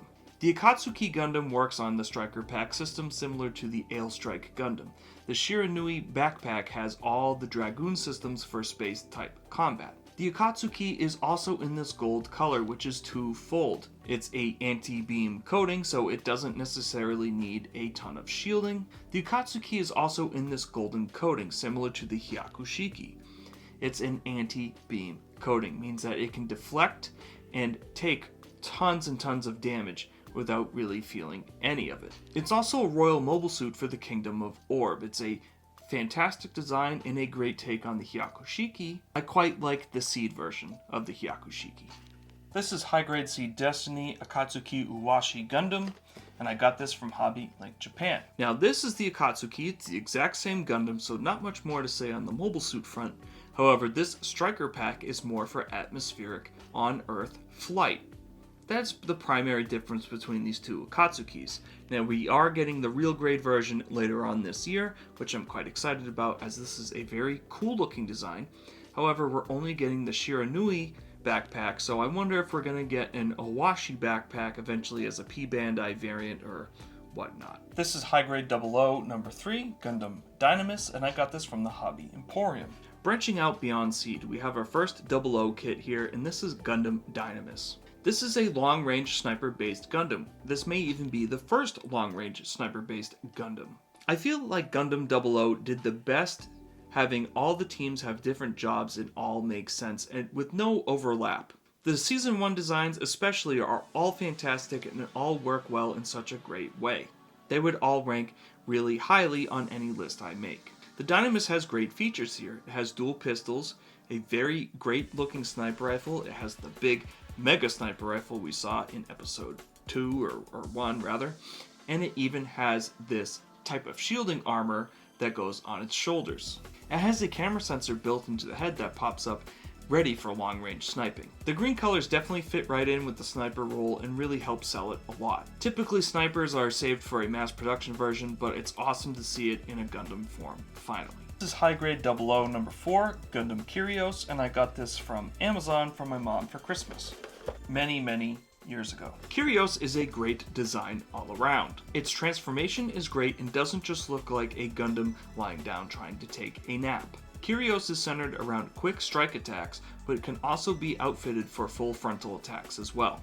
It has a giant missile pod that it gets and is able to deal massive amounts of damage, even in its own transformed mode. There are some great moments of Kyrios in the anime, and I fondly remember this mobile suit, and part of that is just how great the design really is. This is High Grade 00 number 6, Gundam Virtue, and I got this from the Hobby Emporium. Gundam Virtue is both an offensive and defensive powerhouse. With the GN I-field generators able to block attacks, Virtue is able to deal some massive damage with its massive shoulder cannons and giant GN bazooka. This Gundam is fat, but that's okay, and that's okay because it does have the ability to shed all of its armor and go on a weight loss program. The Virtue is a great design, and I'm happy they didn't just take the heavily armored Gundam and didn't make it too derivative of Buster or Heavy Arms, because that would have been the third time we would have seen that, and I'm happy this is drastically different. This is High Grade 00 number 9, Gundam Throne 1, and I got this from Hobby Link Japan. This is a very odd looking mobile suit. It's so not Gundam inspired at all whatsoever. It's almost alien in nature. It definitely looks alien. Throne 1 has a massive beam cannon on its back, and that's really the Gundam's only primary function, is to just make massive amounts of damage with this giant beam cannon. Its main beam rifle is a little dinky and I think acts as a targeting device for the main beam cannon. I'd have to rewatch the show, but I'm pretty sure that's how it works. It's not my favorite design, and I'm really hesitant to call this a Gundam because it looks like the farthest thing from it. This is High Grade 00 number 12, Gundam Throne 2, and I got this from Hobby Link Japan. In terms of Gundam Thrones, this is peak Gundam Throne design. The colors on this mobile suit look great. For once, I finally like something in orange, and this mobile suit does have a lot of functions. The skirt here holds the Fang type weapons, which is this universe's version of funnels, but this acts as more of a melee type of designation. There's not really lasers in them, but it will go through and attack and cause damage that way. It also has a big sword, which who doesn't really love big swords? This is a perfect folly to Setsuna's Exia Gundam. Definitely the best throne of the three. This is High Grade 00 number 14, Gundam Throne Dry. I got this from Hobby Link Japan. Gundam Throne Dry has the unfortunate function of being a power generator for Gundam Throne 1. And that's really all this does. It has a wrist-mounted beam rifle, and that's it. It's an alright looking design, but its function and use case is a little lame. I think a different type of armament would have made this Gundam a lot better rather than its one dinky beam rifle. As it is now, the whole Throne team makes no sense. We have one laser cannon, one mobile power supply with a dinky rifle, and one melee guy. It's not really a good, well thought out, designated team. I don't know, the whole Throne team seems a little undercooked to me, but they serve their purpose within the series, so I understand it, but thinking about it in hindsight, I think they could have done things a little bit differently. High Grade 00, number 37, this is the Seraphim Gundam, and I got this from Hobby Link Japan. This is my absolute least favorite Gundam 00 Gundam design. This Gundam is smaller in scale and sits on the back of the Seravi Gundam. The motif of the torso being designed to look like a Gundam head is also incredibly goofy and ridiculous, and I hate it. I think it looks awful. This is definitely not a design that I vibe with. I see what they were going for, to keep Seravi with a design surprise similar to Virtue, but this ain't it, Chief. The minute we saw how Seravi looked with all this on it, we knew what was going to happen right away. Let me be clear. Seravi is fine. The Seraphim is a big stinker. High Grade 00, number 43. This is the Arch Gundam, and I got this from Hobby Link Japan. It's like the final mini-boss of Gundam 00. The big, lanky, alien-looking guy. It's a decent-looking mech, and it's somewhat scary in its appearance. You can't really make out what the design is supposed to be, and I think that's part of why it looks so ominous. While Gundams have a similar bipedal frame similar to a human, this is just a big, grotesque, pink thing. And honestly, I think the design for this is better for it, as it perfectly reflects the pilot within it. It's just utter chaos and pure evil incarnate. Gundam Arch is very imposing and menacing looking, and it's a perfect complement to the pilot, who is an absolute evil scumbag. I'm trying to avoid spoilers here, but if you haven't seen 00, definitely go watch it. The fight at the end with this is totally worth it. High Grade 00 number 45, the O Gundam, and I got this from Hobby Link Japan. This is the classic RX-78-2 with a Gundam 00 coat of paint on it. We see this Gundam in episode 1, and it doesn't really appear again until the last couple episodes. But once it comes back, everything goes full circle and it wraps itself up in a nice, neat little bow. The O Gundam is a neat callback to the original design and the original series, and it does have its own reasons for existing within this universe. I do like the O Gundam, but it definitely doesn't top the original RX-78. High Grade 00 number 53, this is Reborn's Gundam, and I got this from the Hobby Emporium. The Reborn's Gundam is very unique in its design. It's designed to be reversible. The front of the Gundam is typical Gundam fare with its beam rifle, its shield, and its beam saber. There are 4 cannons on the back, and the Gundam can reverse itself and be piloted backwards. This allows it to act similarly to the gun cannon from the original Mobile Suit Gundam. When all hell breaks loose, the Gundam can go back to its normal Mobile Suit form, and the cannons can break off the back and turn into a sort of funnel. It's a fantastic all-around mobile suit with a very ornate design, and one that I like quite a bit. This is High Grade IBO number 23, Gundam Gujian Rebake Full City, and I got this from the Hobby Emporium. In terms of Gundam names, the Gundam Gujian Rebake Full City has got to have the worst name. It is so long and so ridiculous. I have no idea what a full city is. Do you know what a full city is? According to Google, it's a type of roast of coffee. The Gujian itself looks great, as this is the updated version of the Gujian Rebake and the original Gujian. But I think does a terrible job of selling this mobile suit is honestly this box art. One look at this box art and you would think that this mobile suit runs around with this pair of scissors and tries to cut everything in half. This isn't Clock Tower, this is Iron-Blooded Orphans. What the Gujian Rebake Full City typically uses is 4 machine guns or a giant halberd. The scissors are used very sparingly and to great effect when they are used within the show. When they come out, they mean business. I don't like the scissor design. I do think it's very silly and over the top, so I'm very happy it's used sparingly and to good effect. All that being said, I love the brown and white color scheme. I do enjoy the pilot a lot. Space Guts, he's the man. The Gujian Rebake Full City is a great design and fits into the Iron-Blooded Orphans universe very, very well. This is Gundam IBO number 27, Gundam Vidar, and I got this from the Hobby Emporium. Gundam Vidar is another design that I like quite a bit. Its blue and dark black color scheme looks really great to me. I love blue, we all know I love blue, but blue and black on this looks great. I love the weapons loadout of this. I love its more dueling based sword. I love its dual handguns, and I love its rifle. The rifle looks absolutely awesome on this guy. I really don't have anything bad to say about Vidar itself. This is a design I absolutely love from Iron-Blooded Orphans. This is Iron-Blooded Orphans option set number 1, and I got this from the comic book store.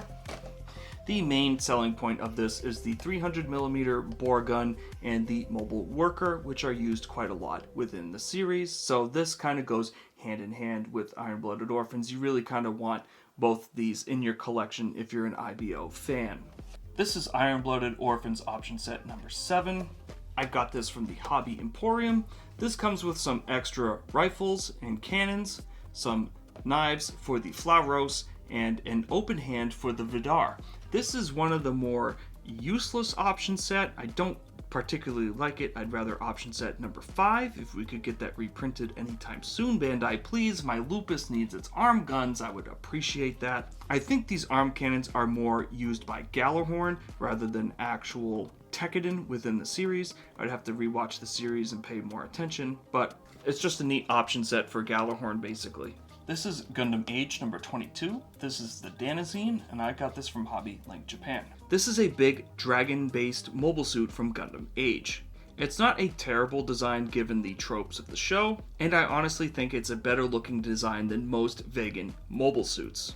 I think Age gets way worse of a reputation than it deserves. I know they said it's more designed towards kids, and this design kind of gives that a little bit of credence, but if you watch the show and give it a chance, I think you'll be pleasantly surprised. Age was a joy to watch, although it does get a little rough during that third act there, but the whole rest of the show is pretty good in my opinion. This is High Grade Build Fighters 29. This is the High New Gundam Varabi, and I got this off Amazon maybe 6 years ago. I'm gonna be honest, I've never actually watched Build Divers or anything from it, and it's not something that particularly interests me. I kind of see the Build Divers or Build Fighter series as sort of a spin-off, and I'm really more interested in the mainline series, the more kind of serious war type stuff. That being said, the High New Gundam is my favorite Gundam design. So back in the day, I built the High Grade High New Gundam and was a little underwhelmed by it, and then I saw this design and said, hey, that looks like a really cool spin on the High New Gundam, so I figured I would buy it. And then I waited, as I was going to do a custom, I was going to do some scribing, and then, lo and behold, the real grade High New Gundam gets released, and I go, well, I suppose I don't really need this anymore. So, here it sits in the backlog collecting dust. Unfortunately, what I don't like about this kit is that the fin funnels, there's only one that separates. The other two are completely static, so that's a little lame. You would have to buy 3 of these kits to get a full funnel stack that can separate and come off the actual kit itself. I do like the design. I think it's pretty good. I don't like how the backpack turns into some like weird bird thing. I think that's a little lame, but it's an alright design, but it isn't better than the real grade High New Gundam now at this point. Here we have High Grade Fighting Action EW number 5. This is Gundam Death Scythe Hell Custom, and I got this from the comic store.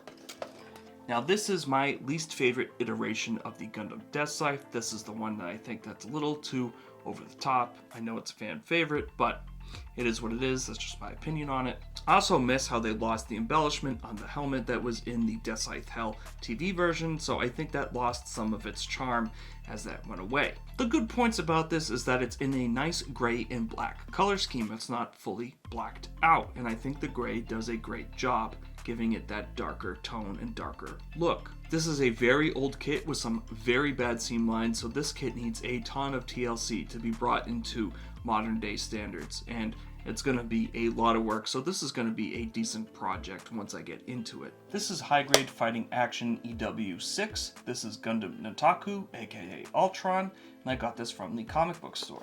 This is my second favorite Endless Waltz design, the first being the Wing Zero Custom, but this is very close behind it at number 2. I love the look of the dragons on this. I love the beam trident. I love the head sculpt, and I love the rest of the design of this. I think this is a stellar design. I think it looks better than the TV version, so I'm sorry if that's sacrilege to say, but this just is, it's such a chef's kiss design. It looks incredible. It's such an incredible looking kit. The redesign of the Ultron is up there as some of my favorites. I'm excited to build this, but again, like the Death Scythe Hell Custom, this is going to need a lot of TLC because it's got some really bad seam lines on it, and I really want to do this kit some good justice. Here we have High Grade 8th MS Team. This is the Gym Sniper, and I got this from the comic book store. This is the Gym Sniper 1, so this is the Gym Sniper that I prefer. It's just a Gym ground type, but in a green color with this awesome looking rifle. Now, this has a very iconic scene towards the end of 8th MS Team, and it does massive amounts of damage to a mobile armor. This mobile suit is absolutely no joke. What's interesting about this kit is it comes with a miniaturized version of the mobile armor that it shoots within the series. I'm not really sure why, because it's a little too small, definitely way out of scale. You can't even use it for like a forced perspective kind of thing. You'd have to get really creative to try and pull that off. This is a great classic blocky real robot design, and I absolutely love it. Unfortunately, the Revive version of this is premium Bandai, and we haven't seen that in a few years, so here's hoping that P Bandai decides to reprint it sometime soon. This is Gundam Build Battle Log Early Grade American type. I got this from Target. Obviously I got this from Target because it's a Target exclusive. Remember when Target was selling Gunpla? Me too. I would go there all the time trying to find these kits, and then I kind of looked more at the Build Battle Log series, and I said, I kind of really don't like any of these. So they're kind of remolds and rehashes and some like weird amalgamation of kit bashes put together. This kit is kind of its own thing. It's very American inspired, duh, obviously. I think this was a USA exclusive. That would probably make the most sense. I still like Gundam Maxter way better than this. I'll probably never open this. I'll just keep this as a memento of like, hey, remember, middle of winter time going to Target 4 times a week trying to find this, and now Target doesn't even sell Gunpla anymore. So this partnership was really great. Good job, guys. This is high grade number 49. This is the Psycho Gundam, and I got this from Mecha Warehouse. The Psycho Gundam comes at a pivotal point in the Zeta Gundam series. This is a absolutely iconic design. I'm very happy that we're getting the Psycho Gundam Mark II later on, or maybe next year. We've seen the prototype, so we know it's coming. This is a large Titan's mobile suit that's molded in a black and kind of light purplish color. This is large. This is a very big kit. This towers over the Gundam Mark II as Camille faces it in Hong Kong, if I remember correctly. And once you build this and put it on the shelf, this is about the same size as a perfect grade RX-78-2. It's absolutely massive in terms of 1/144 scale.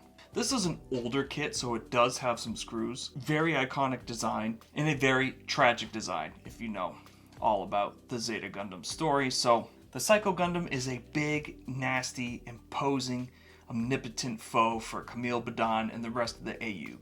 Here we have high grade 179. This is the Kshatriya Repaired, and I got this from a Gundam buy and sell group on Facebook. This is an incredibly rare kit right now. This is going for about like $120. Remember, this is being filmed July 2024, so hopefully this gets reprinted and that comes down. This comes from the last couple episodes of Gundam Unicorn. We see them cobble this thing back together after it's been defeated earlier in the series. Marita Cruz uses this for one final super sad sortie, but it's nice to see her character get a fantastic redemption arc and go out. This mobile suit has all sorts of armaments. Unfortunately, it lost its main funnels and now has these more missile-based funnels where the funnels follow and then explode whenever they hit their target. This is also an updated Kshatriya design, so I kind of wish they would take the moldings from this and combine it with the original Kshatriya molding and make a Kshatriya High Grade 2.0, because the hatches actually open on this and you can deploy the missile funnels from the front, and that looks fantastic. So it's got a little bit of an open hatch gimmick. This is a very unique design. We don't typically get a lot of repaired type mobile suit kits, so it's cool to see this and that we didn't have to make an actual custom of this. I really hope this gets reprinted soon because I'm really tired of seeing this thing scalped into oblivion right now. Here we have high grade 246, the Destroy Gundam. I got this from Mecha Warehouse. Now I know what you're thinking. Joe, you've already built the Destroy Gundam. Why do you have a second one? And why is it already in your backlog? Well, I wanted to get a Destroy Gundam because building that first Destroy Gundam, I usually go by the book. That's usually how all my builds go. I usually go by the book for the first build, and then I'll get a second one if the build really inspires me to do something custom. I actually build a lot of duplicates, believe it or not, which sounds redundant and repetitive, but that's my design philosophy. I want to build the kit first, experience it first, and then do it again and see what I can improve upon and see if I can use different skills. So I built the first Destroy Gundam and I said, I love this design. I know it looks a little goofy with this big saucer, but it's also so evil looking in the face. It's such a menacing, huge kit. This is the Psycho Gundam of the Seed universe. It's got so much armament, it's got so much firepower, it's such a great design. I absolutely love the Destroy Gundam.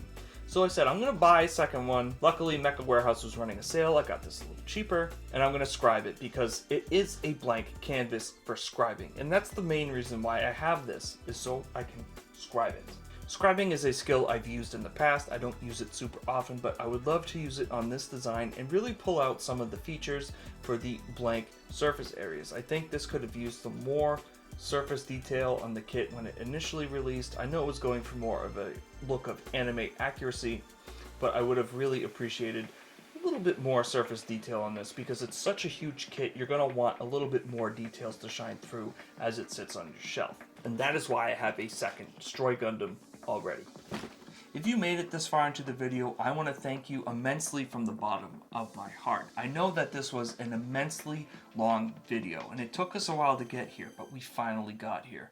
This is every single high-grade retail kit that's in my backlog right now. We haven't even talked about premium Bandai releases, real grade releases, master grades, or perfect grades. There's still a lot to go over, but I'm going to need a little bit more time to script those other videos. So hopefully this high grade video will hold you over until then. If there's a kit that you saw in this video that you would like to see unboxed or reviewed, please let me know in the comments below, and I'll bump those up in the order as they are received. So if tons of people want to see the Kshatriya repaired open, then we'll go ahead and do that, things such as that. I want to keep continuing to give you guys well-informed review content and unboxing content, so you know going into these model kits if this is something you're going to want to pick up or not.